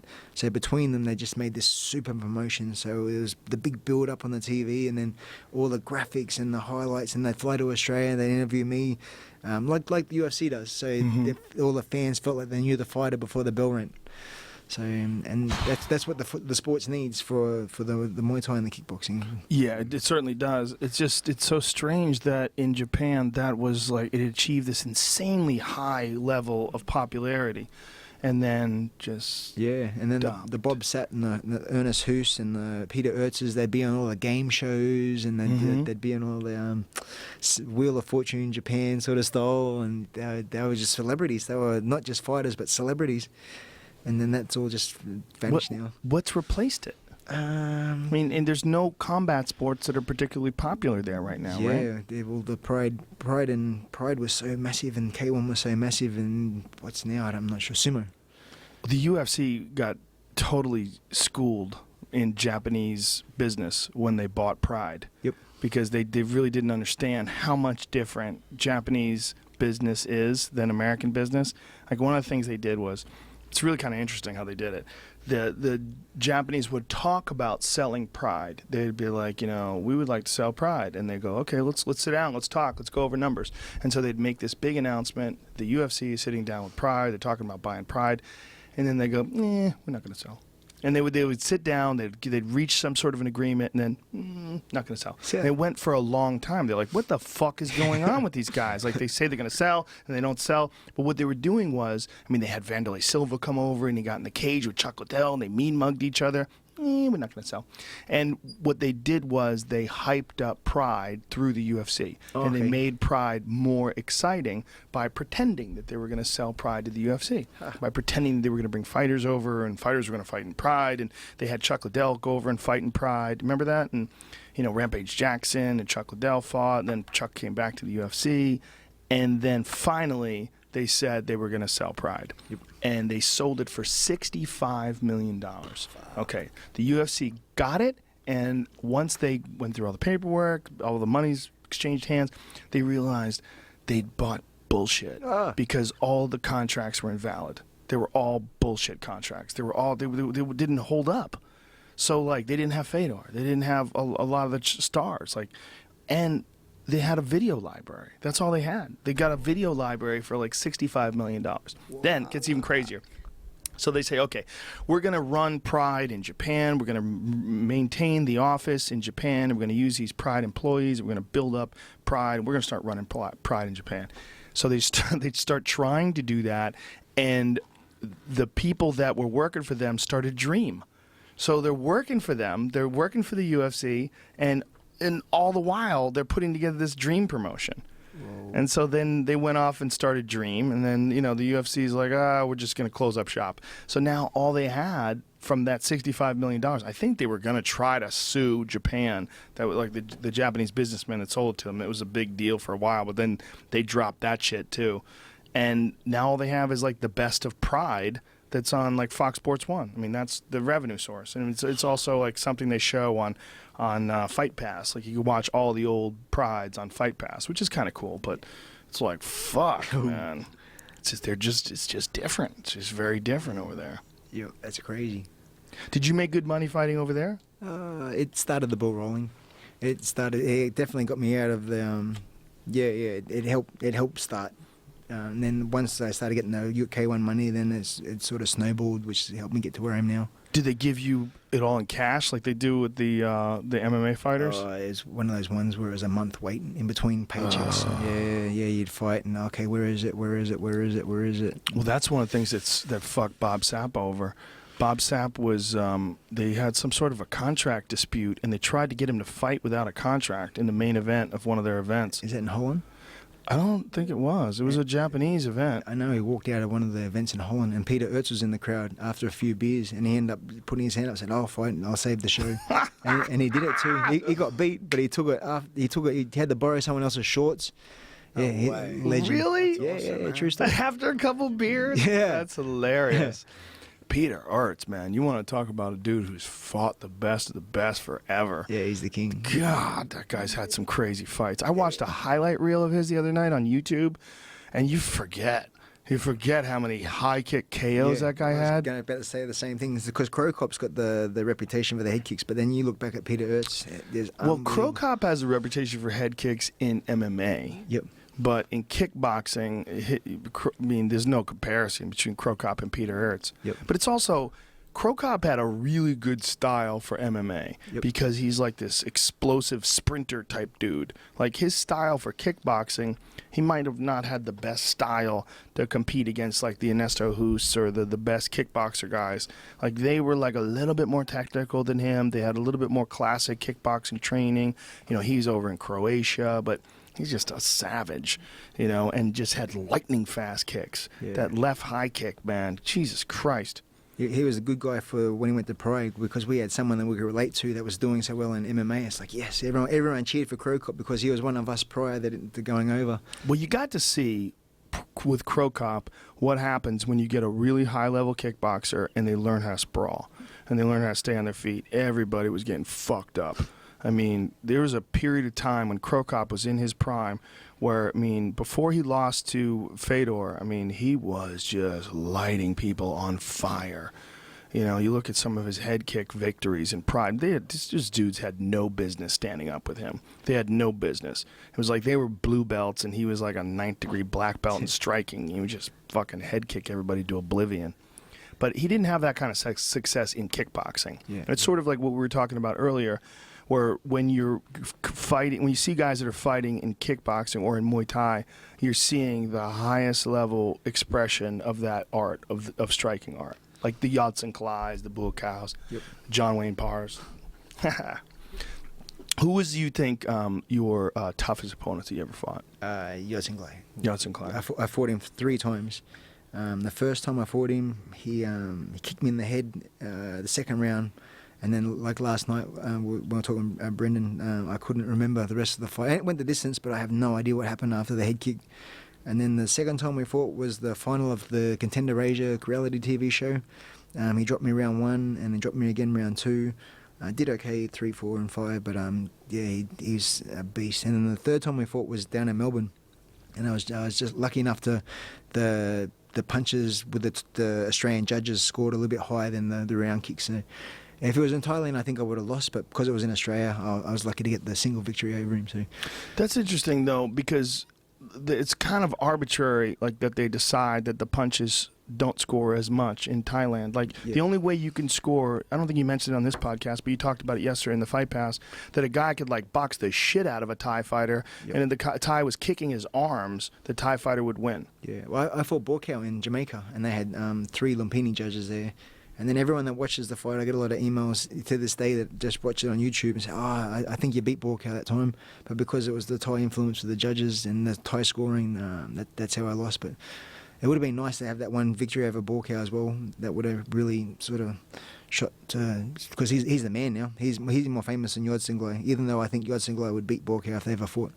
Well, he's still so. I got to see a chance to see him fight once in Los Angeles. I forget the name of the promotion, but they had a really high level. Artem Levin fought, Buakaw fought, but to see him fight live was beautiful. Yeah, he doesn't hit very hard compared to Yod Singlai. He's very fast, whereas Yod Singlai is very powerful and southpaw. So Yod Singlai's punching and defense is world standard too. He punches crazy, whereas Buakaw's relies on that fast left kick and that fast teep. So it's one of those Floyd Pacquiao fights, the Yod Singlai versus Buakaw fight. So, but I'd put my money if they ever did happen to meet. Is it too late for those guys to fight?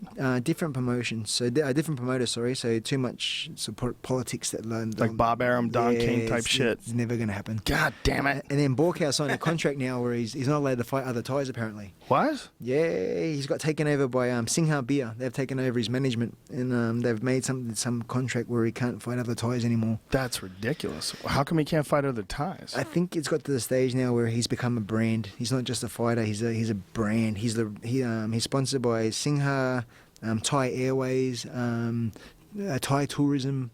He's the face of the Thailand for the Muay Thai. That's amazing. How did that happen? He's because he got ripped off by his old manager. He had about 200 fights for Popamuk, and then he won the K1 two times, won $50,000, $100,000 both times. And then he kept asking his trainer, so how's my money going? Oh, don't worry, I've put it in the bank, I'm investing it for you. And he went out and bought 5 houses for himself. And then Buakaw The manager did. The manager that did. Motherfucker. And then he said, okay, where's my money? He said, you have nothing. He had a pillow and a suitcase of clothes after 200 fights to show for his name. Wow. So he quit the camp. He said, that's it, I'm done. And then the manager was going to sue him. I went to court.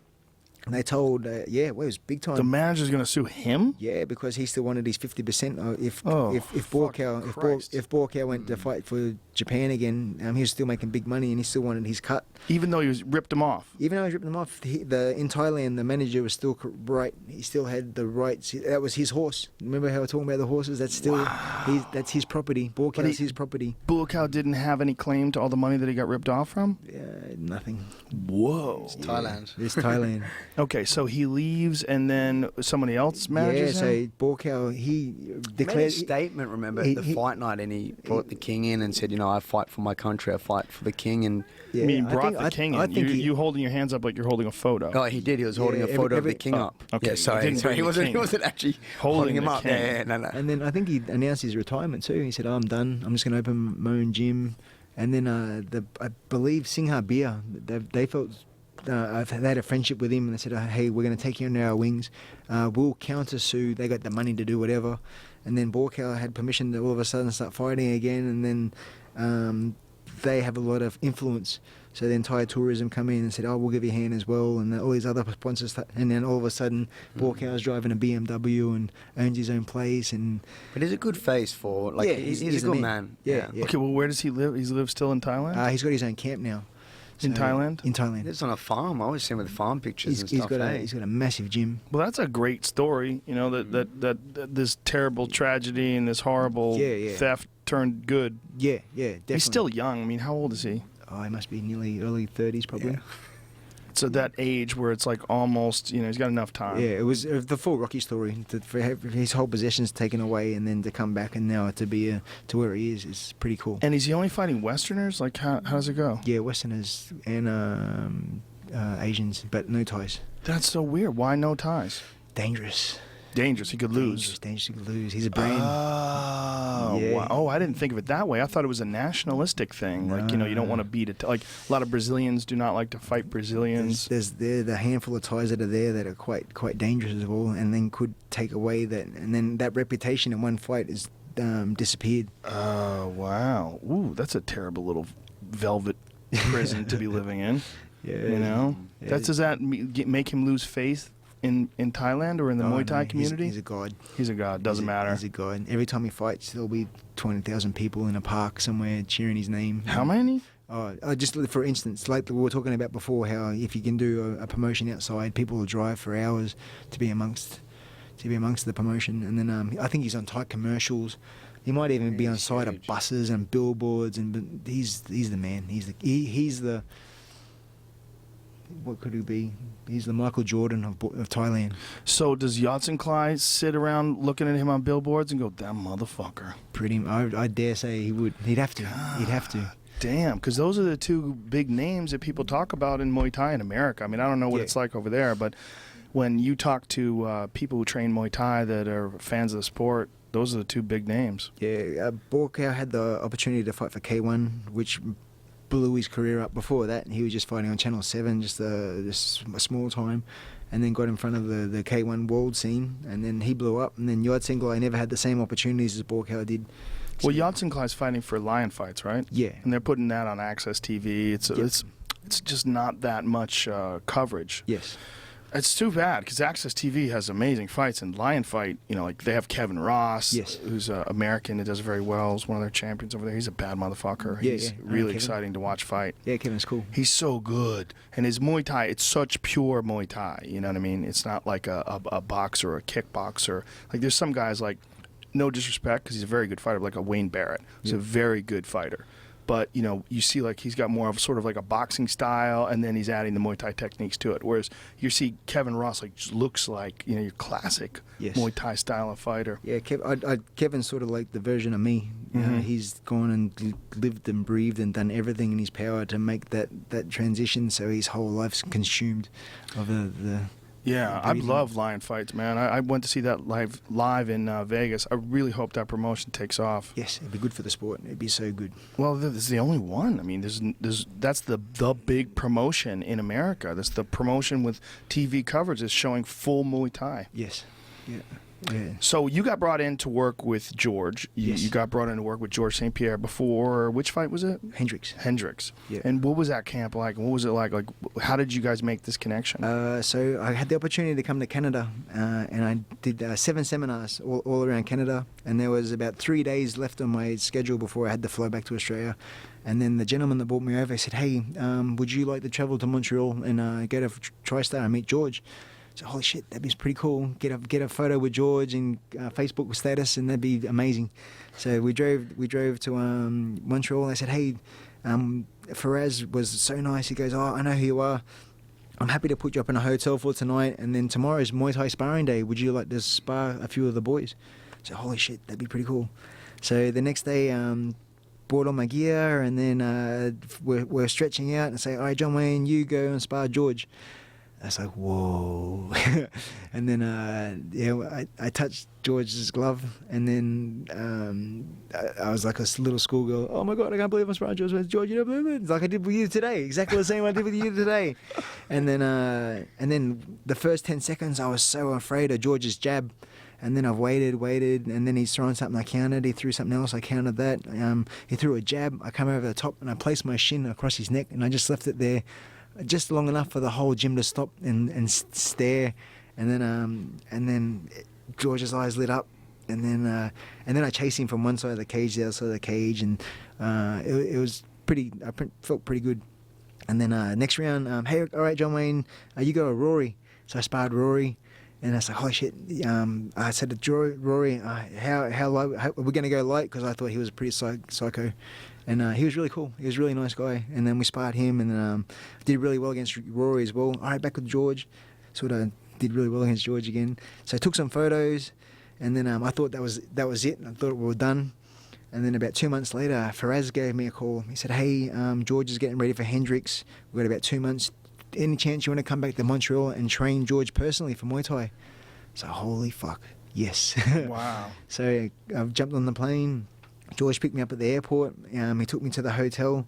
He said, "Oh, this is the hotel in St. Catharines. This is where I like to keep Freddie Roach." It's like, holy shit, this is big time. And then, George picked me up every morning. We'd go train. We'd go eat lunch. We were together every day for after a week. He said, "Hey, do you want to go to New York? New York's like my second hometown. I'd love to show you around. We'll go and meet John Danaher." So we went to New York, and then we did some training at the Gracie Academy there, and I got to meet Phil Nurse, and then it was really cool. Everyone was really Were nice. you training jiu-jitsu, or were you just training Muay Thai? I was George's Muay Thai trainer personally for 2 weeks. Faraz says you don't have to do any classes or any seminars. We just got to train George personally for 2 weeks. So basically every day. Every day we do pads and spar and just have fun. Did you do anything differently the way you train him than you would train any Muay Thai fighter? We had to get ready for Hendricks, who was a southpaw. So I become Hendricks when we sparred. So I'd throw this overhand right and trying to rush him a little Overhand bit. left. Overhand Right? left, sorry. Yes, Yeah. very, very cool. Very cool. That's why you're on the big bucks. Doubt it. That's all it took. I become Hendricks and we sparred, and then I had George just doing basic stuff as you would have fighting any southpaw. But unfortunately, I think Phil Nurse, my style didn't complement Phil's style. Phil was more about the spinning kick and the jumping elbow and the spinning something or other. And I just wanted to keep George one style, just to keep it inside right You hands. just wanted it to be like more conservative. Yeah, and then so after 2 weeks, it was still 12 weeks before the fight happened. So George probably went back to his style, because it's so hard. You got to stay with someone that whole time. You can't just train them for a couple of days and hope they stay that way. And then so I got back to Australia, and this is cool. So this lady, she sends me this email. She goes, "Just want to know, are you going to go to George's fight?" And I said, "Oh, unfortunately, no. If I go on the team, they're going to have to kick someone off, and I don't want to cause any controversy. I'll just cheer for George in Australia." She goes, no, you deserve to be there. I want to pay for your plane ticket to go and watch George fight live. You deserve to be there. Who's this lady? It's just some lady that Some crazy lady from Facebook. With some cash. And then Wow. So she just flew you? So she goes, "What would you like, aisle or window?" And it's like, holy shit, this is really happening. She goes, yeah. I'll send you over there. You deserve to be there. Wow. And then she goes, "Good news. As I was looking for flights, a deal came up for MGM. So I've got you 3 nights at MGM also. So you just got to rock up and go." That's so crazy. It was so cool. And did George know you were coming? No, I don't think so. Well, then Goyo from Mexico that trains at Albuquerque, he seen I was there, and he asked me if I could walk him to the scales on the night. And then I got to see George in the back room, and he's looking at me, "How the hell did you get that puppy?" That's funny. So it was funny. It was pretty cool. And That's then, when we met. Yeah. So that's how I got you tickets. Hey, that's how yes. you got into the fights. Yes, So everybody yes. hooked you up. Yes. It was amazing. And then watching George fight from the grandstands, he fought the complete opposite fight to what we were training for. He fought Hendricks like he was going to fight an orthodox fighter instead of a southpaw fighter. So he was throwing outside left kicks instead of inside right kicks and big body kicks like we're working on. But he still got. I thought he won. It was a very close fight. I thought going into the 5th round, it was anyone's fight. It was 2-2, and the 5th round, I believe George just did it slightly enough to get the edge. So that's my theory anyway. But you didn't enjoy the way he was doing it. Did it bother you? Yeah, it did a little bit. Considering what we worked on and then how he fought was complete contrast. So I think he could have won a lot easier if we had stuck to our game plan. But I was too far out of camp to make that game plan stick. I didn't know that Phil Nurse liked a lot of spinning techniques. Like what kind of spinning techniques does he emphasize? He's more about the spinning elbow Elbows? and the upward elbow and the spinning back kick. He's more about the crowd pleasing moves instead of the sticking to the basics. That's interesting. I wouldn't have thought that. I thought he was like real traditional Muay Thai. More flashy. More flashy. But he's the one that gets the crowd standing up. When people do his stuff, it's the oh yeah, that's pretty awesome. Oh, I see what you're saying. Where I'd rather punch someone in the face really hard with a jab than I would a spinning back kick. if that makes sense. I keep everything low key so I can win instead of risking it. Well, you have a real power-based style, which is really unusual. I've worked with a lot of different guys over the years that training MMA fighters or train Muay Thai, and your style is completely unique. Like this, your style of standing, your style like you're fucking that power jab you have is ridiculous, man. Yeah. It's really the only guy who I've ever talked to that had a similar philosophy but slightly different was Boss Rutan. Okay. Boss Rutan also believes that your jab should be as hard as your right hand. But he's a fucking psycho. You want to hear a Boss Rutan story? so you have a Boss Rutan story. Yeah. Everybody has a Boss Rutan story. I was at Disneyland, and then I was with the family, and then I've gone to go to the toilet, and I've seen Bass with his family, and I was wearing a UFC shirt, and then out of the corner of my eye, I could see that he's seen me, and I was sort of this little fan, this little sparrow, this little annoying little bug that shit. How long ago was this? Oh, maybe 2 or 3 years ago. Oh, annoying little bug that happened to have 10 world titles in Muay Thai, whatever. But I had the UFC shirt on, so I stood out like dog's balls. And then I finally got the courage to go up and ask him for a photo. And then he said, just a minute, I have to buy my son an ice cream first. I'll come back. And I felt this big. I felt like a little midget. And then sure enough, he come back over. Hey, I'll get that photo with you now. And I felt... He didn't know who I was. I introduced myself, but he's just just a polite smile, took the photo, wished me on my way. And then he come to Australia, and then he did seminars here. And the guy that organised the seminars got him to give me a call. Hey, talk to John Wayne. He's a bit of... And then I told him the story, and it was pretty funny. So, but yeah. That's hilarious. Yeah. Did you say your name to him? I told him. Yeah, hey, you said I'm John Wayne Parr. I'm John Wayne Parr. Motherfucker's out of the loop. He gave me a polite smile, though. He gave me a polite smile. Boss Rutan out of the loop. Yeah. He was the first guy to bring like real technical striking to MMA. He's amazing. He's the man. Bash is the man. Him, and then Maurice Smith was the one who brought like real high level Muay Thai to the UFC. Yes. Like you watch Maurice's leg kicks were just fucking brutality. Yeah, he gave Stan the Man a touch up too. Did he? Yes. Maurice was a bad motherfucker in his day. Yes. He won a fight recently at 50. Whoa. He's 50, and he won a MMA fight by head kick. Whoa. Yeah. Yeah, I mean, he's still going at it, man. It's amazing. Yeah, Maurice just decided. I took a few years off. He decided to fight one more time, and that was MMA. Yeah, Yep. MMA. Yeah, he fought some dude who had no business in that. Yeah. By the way, But I mean, he's 50. You don't know. Yeah. Yeah. I mean, there's guys that have come back after all those years, and but Maurice was in great shape. He did it the right way. He was always known for his discipline and his cardio. Yeah. When we were talking about pioneers just before, he was definitely one of the men. Oh yeah, that brought the sport up. Well, he was one of the first guys that showed how important cardio was in MMA when he fought Mark Coleman, because Mark Coleman came at him like a fucking bat out of hell in the first round, but Maurice just showed poise and discipline and stayed calm.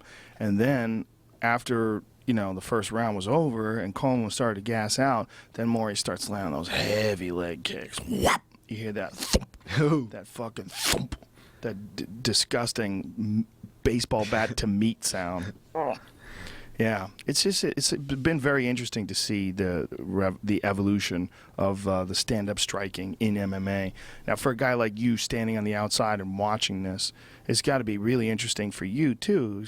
Coming from that pure striking background and seeing all the things that MMA fighters in the stand-up aspect, what they do wrong. But what works in my sport doesn't work in MMA either. Mm-hmm. You can't throw body kicks really in MMA, otherwise they catch it and take you straight down. But there's a lot of guys winning by body kick now. True, yeah. A lot of guys are stopping guys, especially with that left kick to the liver.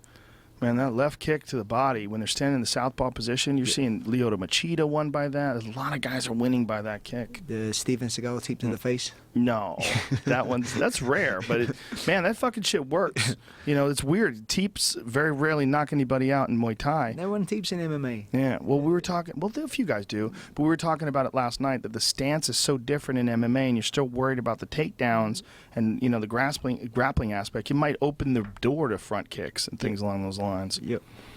Yeah, and that's my one of my main weapons.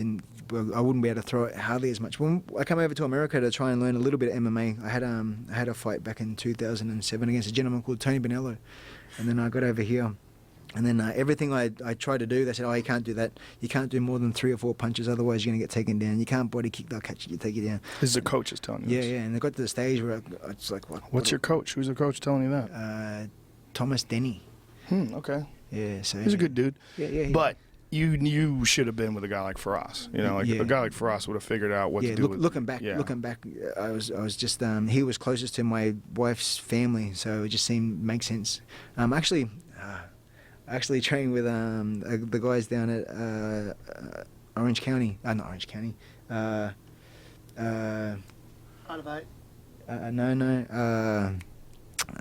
What's Eric Paulson? Oh, okay.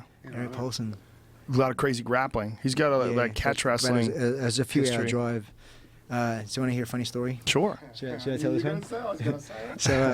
So I meet Cub Swanson, and Cub Swanson's a cool dude, and we're hanging out. And then my first day at Eric Paulson's gym, it's Muay Thai day, okay, and I'm the new guy. I know nothing.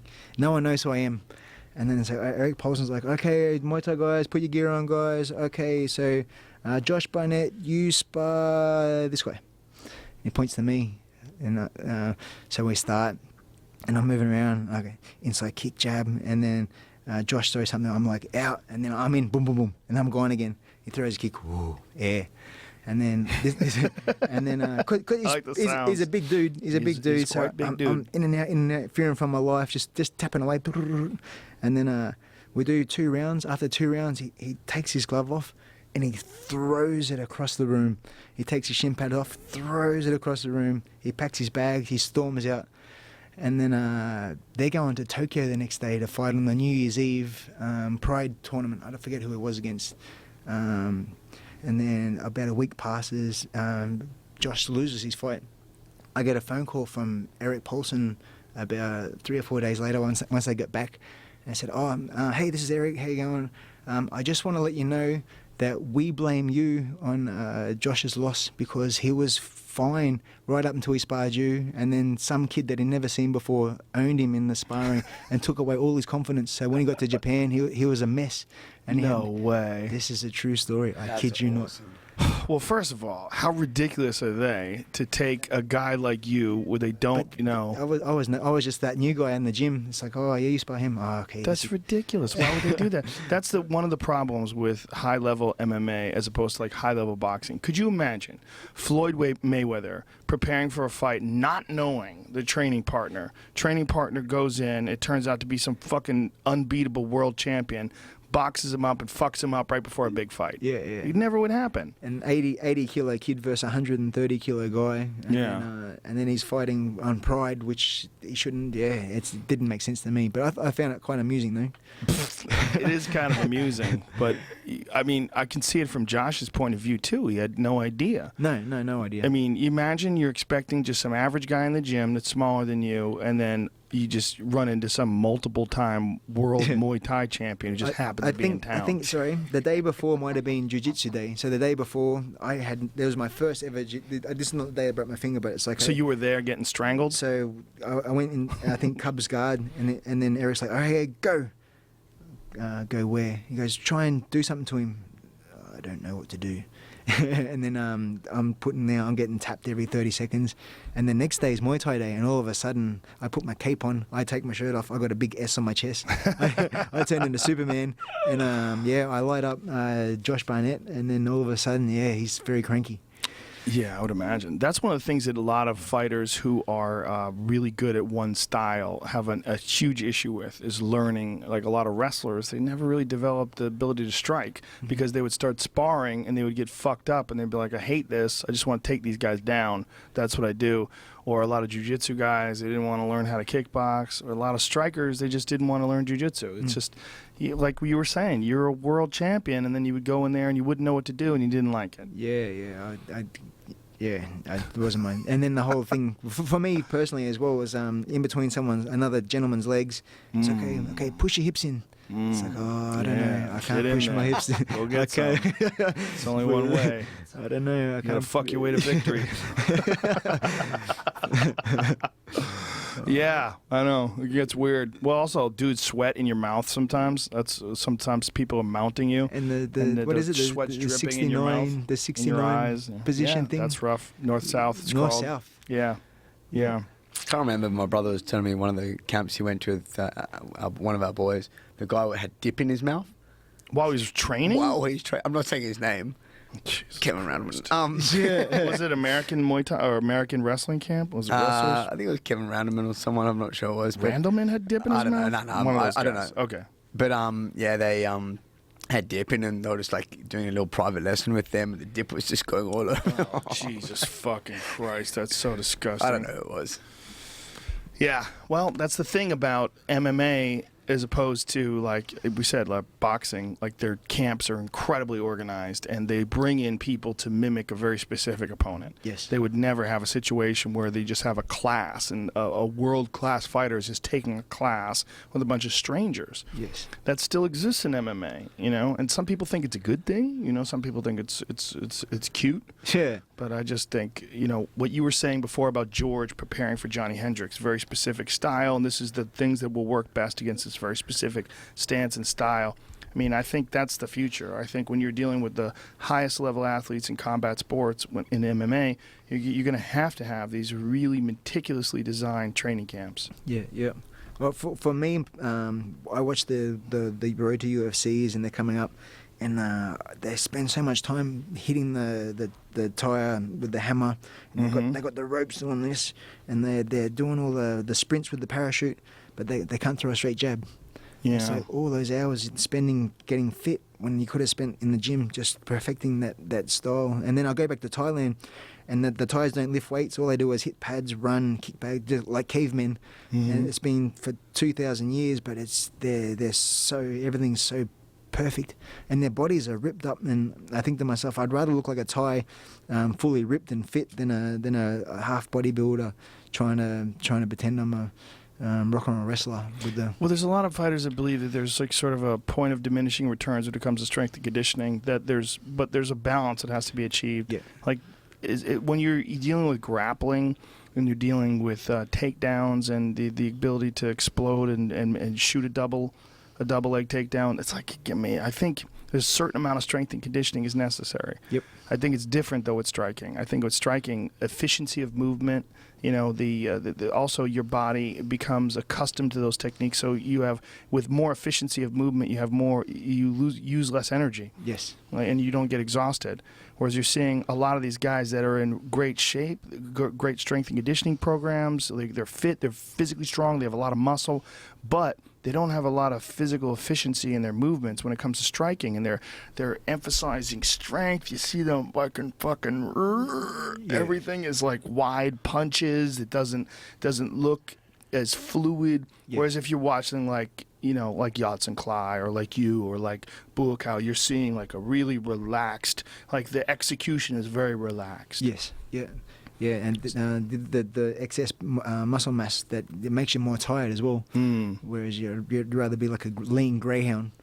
That's But then you got these motherfuckers that take you down, you know, and you can't get back up, and you get exhausted from the takedowns, and you know that grappling is it's so different when you add the grappling, because like with the way George beat BJ Penn was so clever, because BJ was a very good striker and he's wicked with his hand speed, so George just tied his ass up and made him exhaust his arms. Yep. He just tied, and BJ was not known for a guy who concentrated on strength and conditioning until really after those fights.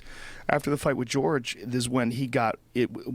When he got down with the Marinoviches, and the Marinovich era of when he was at his best, I think, was when he was doing maybe.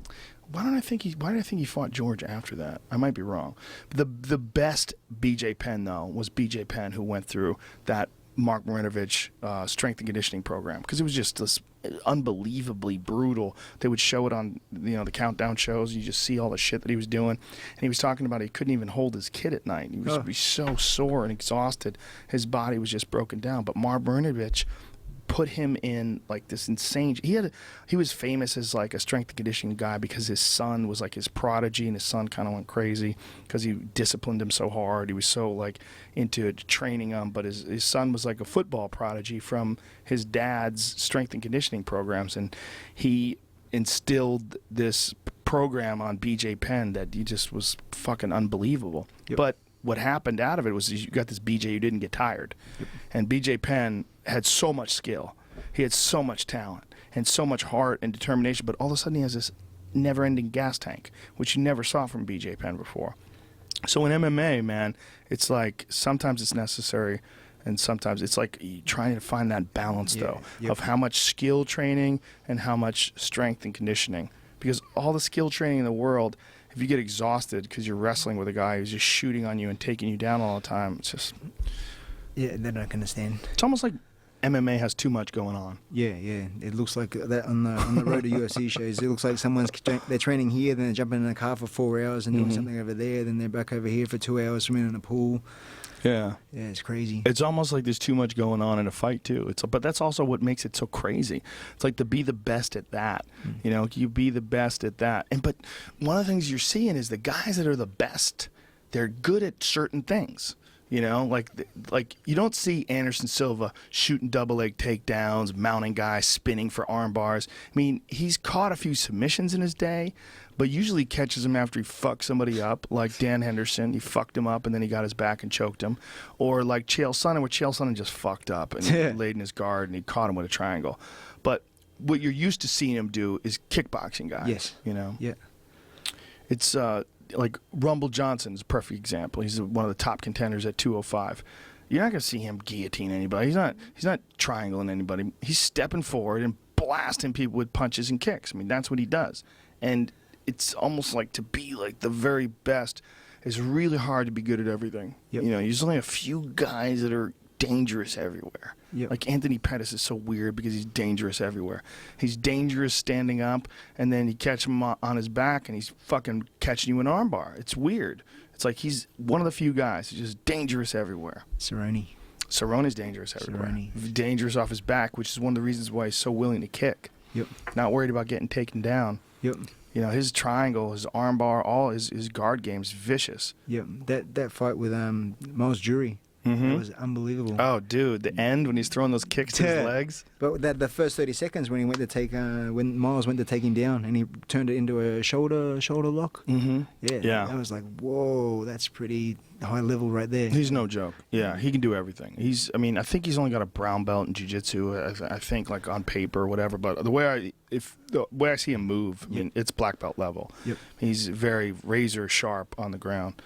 But again, it's like how many of those guys can do everything? Like, what would happen if Johnny Hendricks is fighting off his back? Do you think Johnny Hendricks has a triangle? Do you think, you know, how many times has Robbie Lawler caught a guy in an armbar? Yep. You know, it's like the guys, like some of the really best guys in the sport, they're good at a certain aspect of it, and then they just concentrate on their strengths, and they use that, and they get through, and they win. I wonder what's going to be, what MMA striking is going to be like 5-10 years from now. I wonder if you're going to see it ever achieve a level that you're seeing in like pro Muay Thai. Yeah, I don't know. Do you see yourself working with more MMA fighters? I hope so. I really enjoy working with everyone and moving around, training different people, and then meeting celebrities like yourself, and then doing stuff with you. Even today was so much fun. Dude, I wish you lived close. I'd do it with you every week. That was fun, man. Yeah. I learned a lot today. It was really, I mean, it was a short amount of time, but especially that style of punching and movement in combination with kicks and knees. Yeah, I believe I got a lot to offer when it comes to just broadening people's idea of how to execute like different strikes. I want to try and maximize the power out of every single thing that I throw. So whether it be a hook, or uppercut, a knee, or a head kick, I want to try and destroy anything that I land on. Let it be like forearm, thigh, nose, face, neck. That's a very different approach than, say, like a modern boxing approach. Whereas, like, you're seeing, like, guys, like, in corners, they'll come back to the corner, and the corner will say, just touch him with the jab, touch him with this, touch him with that. There's a lot of, like, guys, maybe like Nick Diaz is a good example, who's throwing, like, a lot of punches. He's just touching 30, you. 30, 70. Yeah. But I also that intimidation factor also, if I hit you hard, you don't want to get hit by me again. Right. So I want to just keep chipping. If I hit you with a jab, that hurts. Okay, I'll go to something else. I hit you with a leg kick. Okay, I want to make that really hurt also. And it gets to the stage where I'm in your head now. And then once I know I'm in your head, then it makes it a lot easier for me to start picking things. Is there a different approach to fighting in a Muay Thai fight where it's 3 rounds with no grappling, as opposed to MMA, which is 5 rounds with grappling, and that maybe that sort of style of like so much fucking energy and be hard to maintain conditioning for that? Michael Johnson last night. Fuck yeah. Yeah, that was God amazing. damn, he looked good. That was awesome. And he maintained the whole 3 rounds too. Yeah. 15 minutes of just crazy. Yeah, Michael Johnson, man, he's really looking good these days. That was cool. That was a last cool night fight. was probably his most impressive performance because Edson Barboza is a very good striker, and he just attacked like right from the beginning. Yep. He's a wrestler. Yeah. He's another guy. Just, just a great athlete who has immersed himself. Yep. Have you ever trained with Henry Hoost, the guy who's the head coach of the Black Zillions? No. Be interesting to see. He's got a lot of guys down there that he's really improved in big ways. He's got that Dutch style, the Holland Holland kickboxing style. Yep. He's teaching these guys, showing big improvements too in a lot of the fighters. Yep. Yeah. I'm here for just the 1 week, and I'm lucky to do a few seminars around town. So where are the seminars if people want to go? Like, what you have one on Friday night, right? I know you have Friday night. So tomorrow night, step into the ring. So tomorrow night we've got one at Faction MMA, which is Gracie Hamaita, Carlsbad. It's at 6:30. Carlsbad, California, 6:30. Carlsbad, California, and then the next night is at the Art of Eight. The Art of Eight, Art of Eight Limbs. Yeah, Melcher Manor's. 8 weapons. That's Melcher. it. Where's Yeah, his place? That's in Miramar. So the Art just of Eight. sort of Convoy Road area. And then, that was Wednesday night. Thursday night is at Elite Training in Redondo Beach, I think it is. And then Friday night is at Joseph's, which is the Sub Factory. Which place? What is it? Factory. Sub Factory. Where's that Which is the North Hollywood one. It's one of Eddie's gyms. Oh, okay. Yeah. Oh, okay. And then Saturday morning is with Muay Thai School of USA. That's Saturday morning, the day of the fights? Yeah, at 10 a.m. Oh, great. And And where's that's that? Where's the... That's in North Hollywood too. Oh, okay, cool. Yeah. That's a big gym out here, right? Yep. Yeah, really big. They've got a lot of guys coming. So. Is there a website where people can go that are listening to this didn't get a chance to write it down? We'll where they just could put it see? on. We'll just put it on. Wayne's, John Wayne Parr's on Twitter fan page. Yeah. Okay, John Wayne Parr fan page on Facebook and John Wayne Parr's Twitter account. Yes. All the dates will be up on there and all the times and all that stuff. Yes, yes. Beautiful. Anything else, brother? If you get an opportunity, I have a documentary I've just released on YouTube. It's called Blessed with Venom. It's a 90-minute documentary. When it was released in Australia, it had 2 weeks in cinemas. And then the company that put it out for me, once it was finished, they sort of lost my phone number. And I didn't hear anything from them for like 3 or 4 years. So now I thought, you know what, fuck you, I'm putting it on the YouTube for free. So if anyone wants to see it, it's They up lost there. your phone number? Literally lost your phone number, or they just stopped calling They you? stopped calling me. They were going to do DVD sales. I don't know what happened to that. I was getting messages from people in Brazil saying, we've just watched the documentary in Brazil with subtitles. Absolutely amazing documentary. And I'm thinking, where's all this money going? They surely wouldn't have gave it to the Brazil TV for free. So I didn't make 1 cent from the documentary. So I thought it got to the stage where it's like, Who are these people? Just so nobody else has to... oh, I don't want to. You don't wanna do that? They know who they are. But They know who they are. yeah, but It's in the credits. But it was amazing. in the credits? I can't thank them enough for making the documentary. So, but now it's on YouTube for free. So if anyone wants to watch it, it's called Blessed with Venom, and it's going to Thailand, visiting my old camp, interviewing Yod-Sing Lai and other Thai opponents, Sanchai, the traditions about going to fighting at Lumpini Stadium, and just and lots of highlights of old fights. I watched it this morning. It was pretty fucking badass. Hey, It's really cool. Nice. And It's then, got to be cool having a documentary on you like that. Yeah, you know? and when you're still alive too. Yeah. And when you know it's not bullshit that way. When it was released in cinemas too, the first night that premiered, it had a red carpet, and we had 450 people in the cinema, and then I flew my mum and my nana and the family together, and it was then my head was 3 stories high. It was such a cool buzz. Wow. And one of those things where you pinch yourself, you can't believe this is happening. So, but now it's on YouTube, so it's pretty cool. It's and then if you don't know much about Muay Thai and you want to find out about the culture, this is the perfect documentary to realize that we're not bad guys, we're not thugs, we're just everyday guys trying to make it in a sport where it involves punching other people in the face. Well, you're people that are involved in a very unusual quest. You Yes. know, the quest to get excellent at using your limbs to fuck up other dudes who are really good at using their limbs to fuck up other dudes. I mean, it's about as exciting a sport and as exciting an endeavor as you could participate in. You know, Yeah, man, it's beautiful, man. And it was an honor to have you on here. Honor to mate. train with you. You know, I mean, you're in my world, you're a huge star. Hey. You know, and you've always been a big name in Muay Thai and kickboxing. So it was cool to meet you when I met you at the UFC, and it was cool to do this, man. I really, really appreciate it. No, you have no idea how much it means for me to watch you on from the UFC every single weekend, and then to talk to you on Twitter. I think a little bit of we come out when you replied to me for the first time. It was so cool. And then to have a relationship, little bit of we. to have a relationship, hilarious. and to I've travelled from all the way from Australia to arrive here yesterday to actually sit across from you and to be in this room is so surreal and so amazing. That Let's do it again, man. Let's do it again. Tell me when you're going to be back here again. Beautiful. I'll be in touch. Yeah, let's set it up. Let's set it up and try to set up some seminars too. Maybe we can connect with some people that would like to do more seminars out here That'd in be America. amazing. Yeah, That'd be let's so make cool. it happen. John Wayne motherfucking Parr, ladies and gentlemen. His actual name is Wayne Parr. Just so you know, That's my secret. they made That's my him secret. go by John Wayne Parr, but they call you John Will in John Will. in Thailand, in right? Thailand. All right, brother. Thank you very much, Mate, man. thank My you. pleasure. Thank you.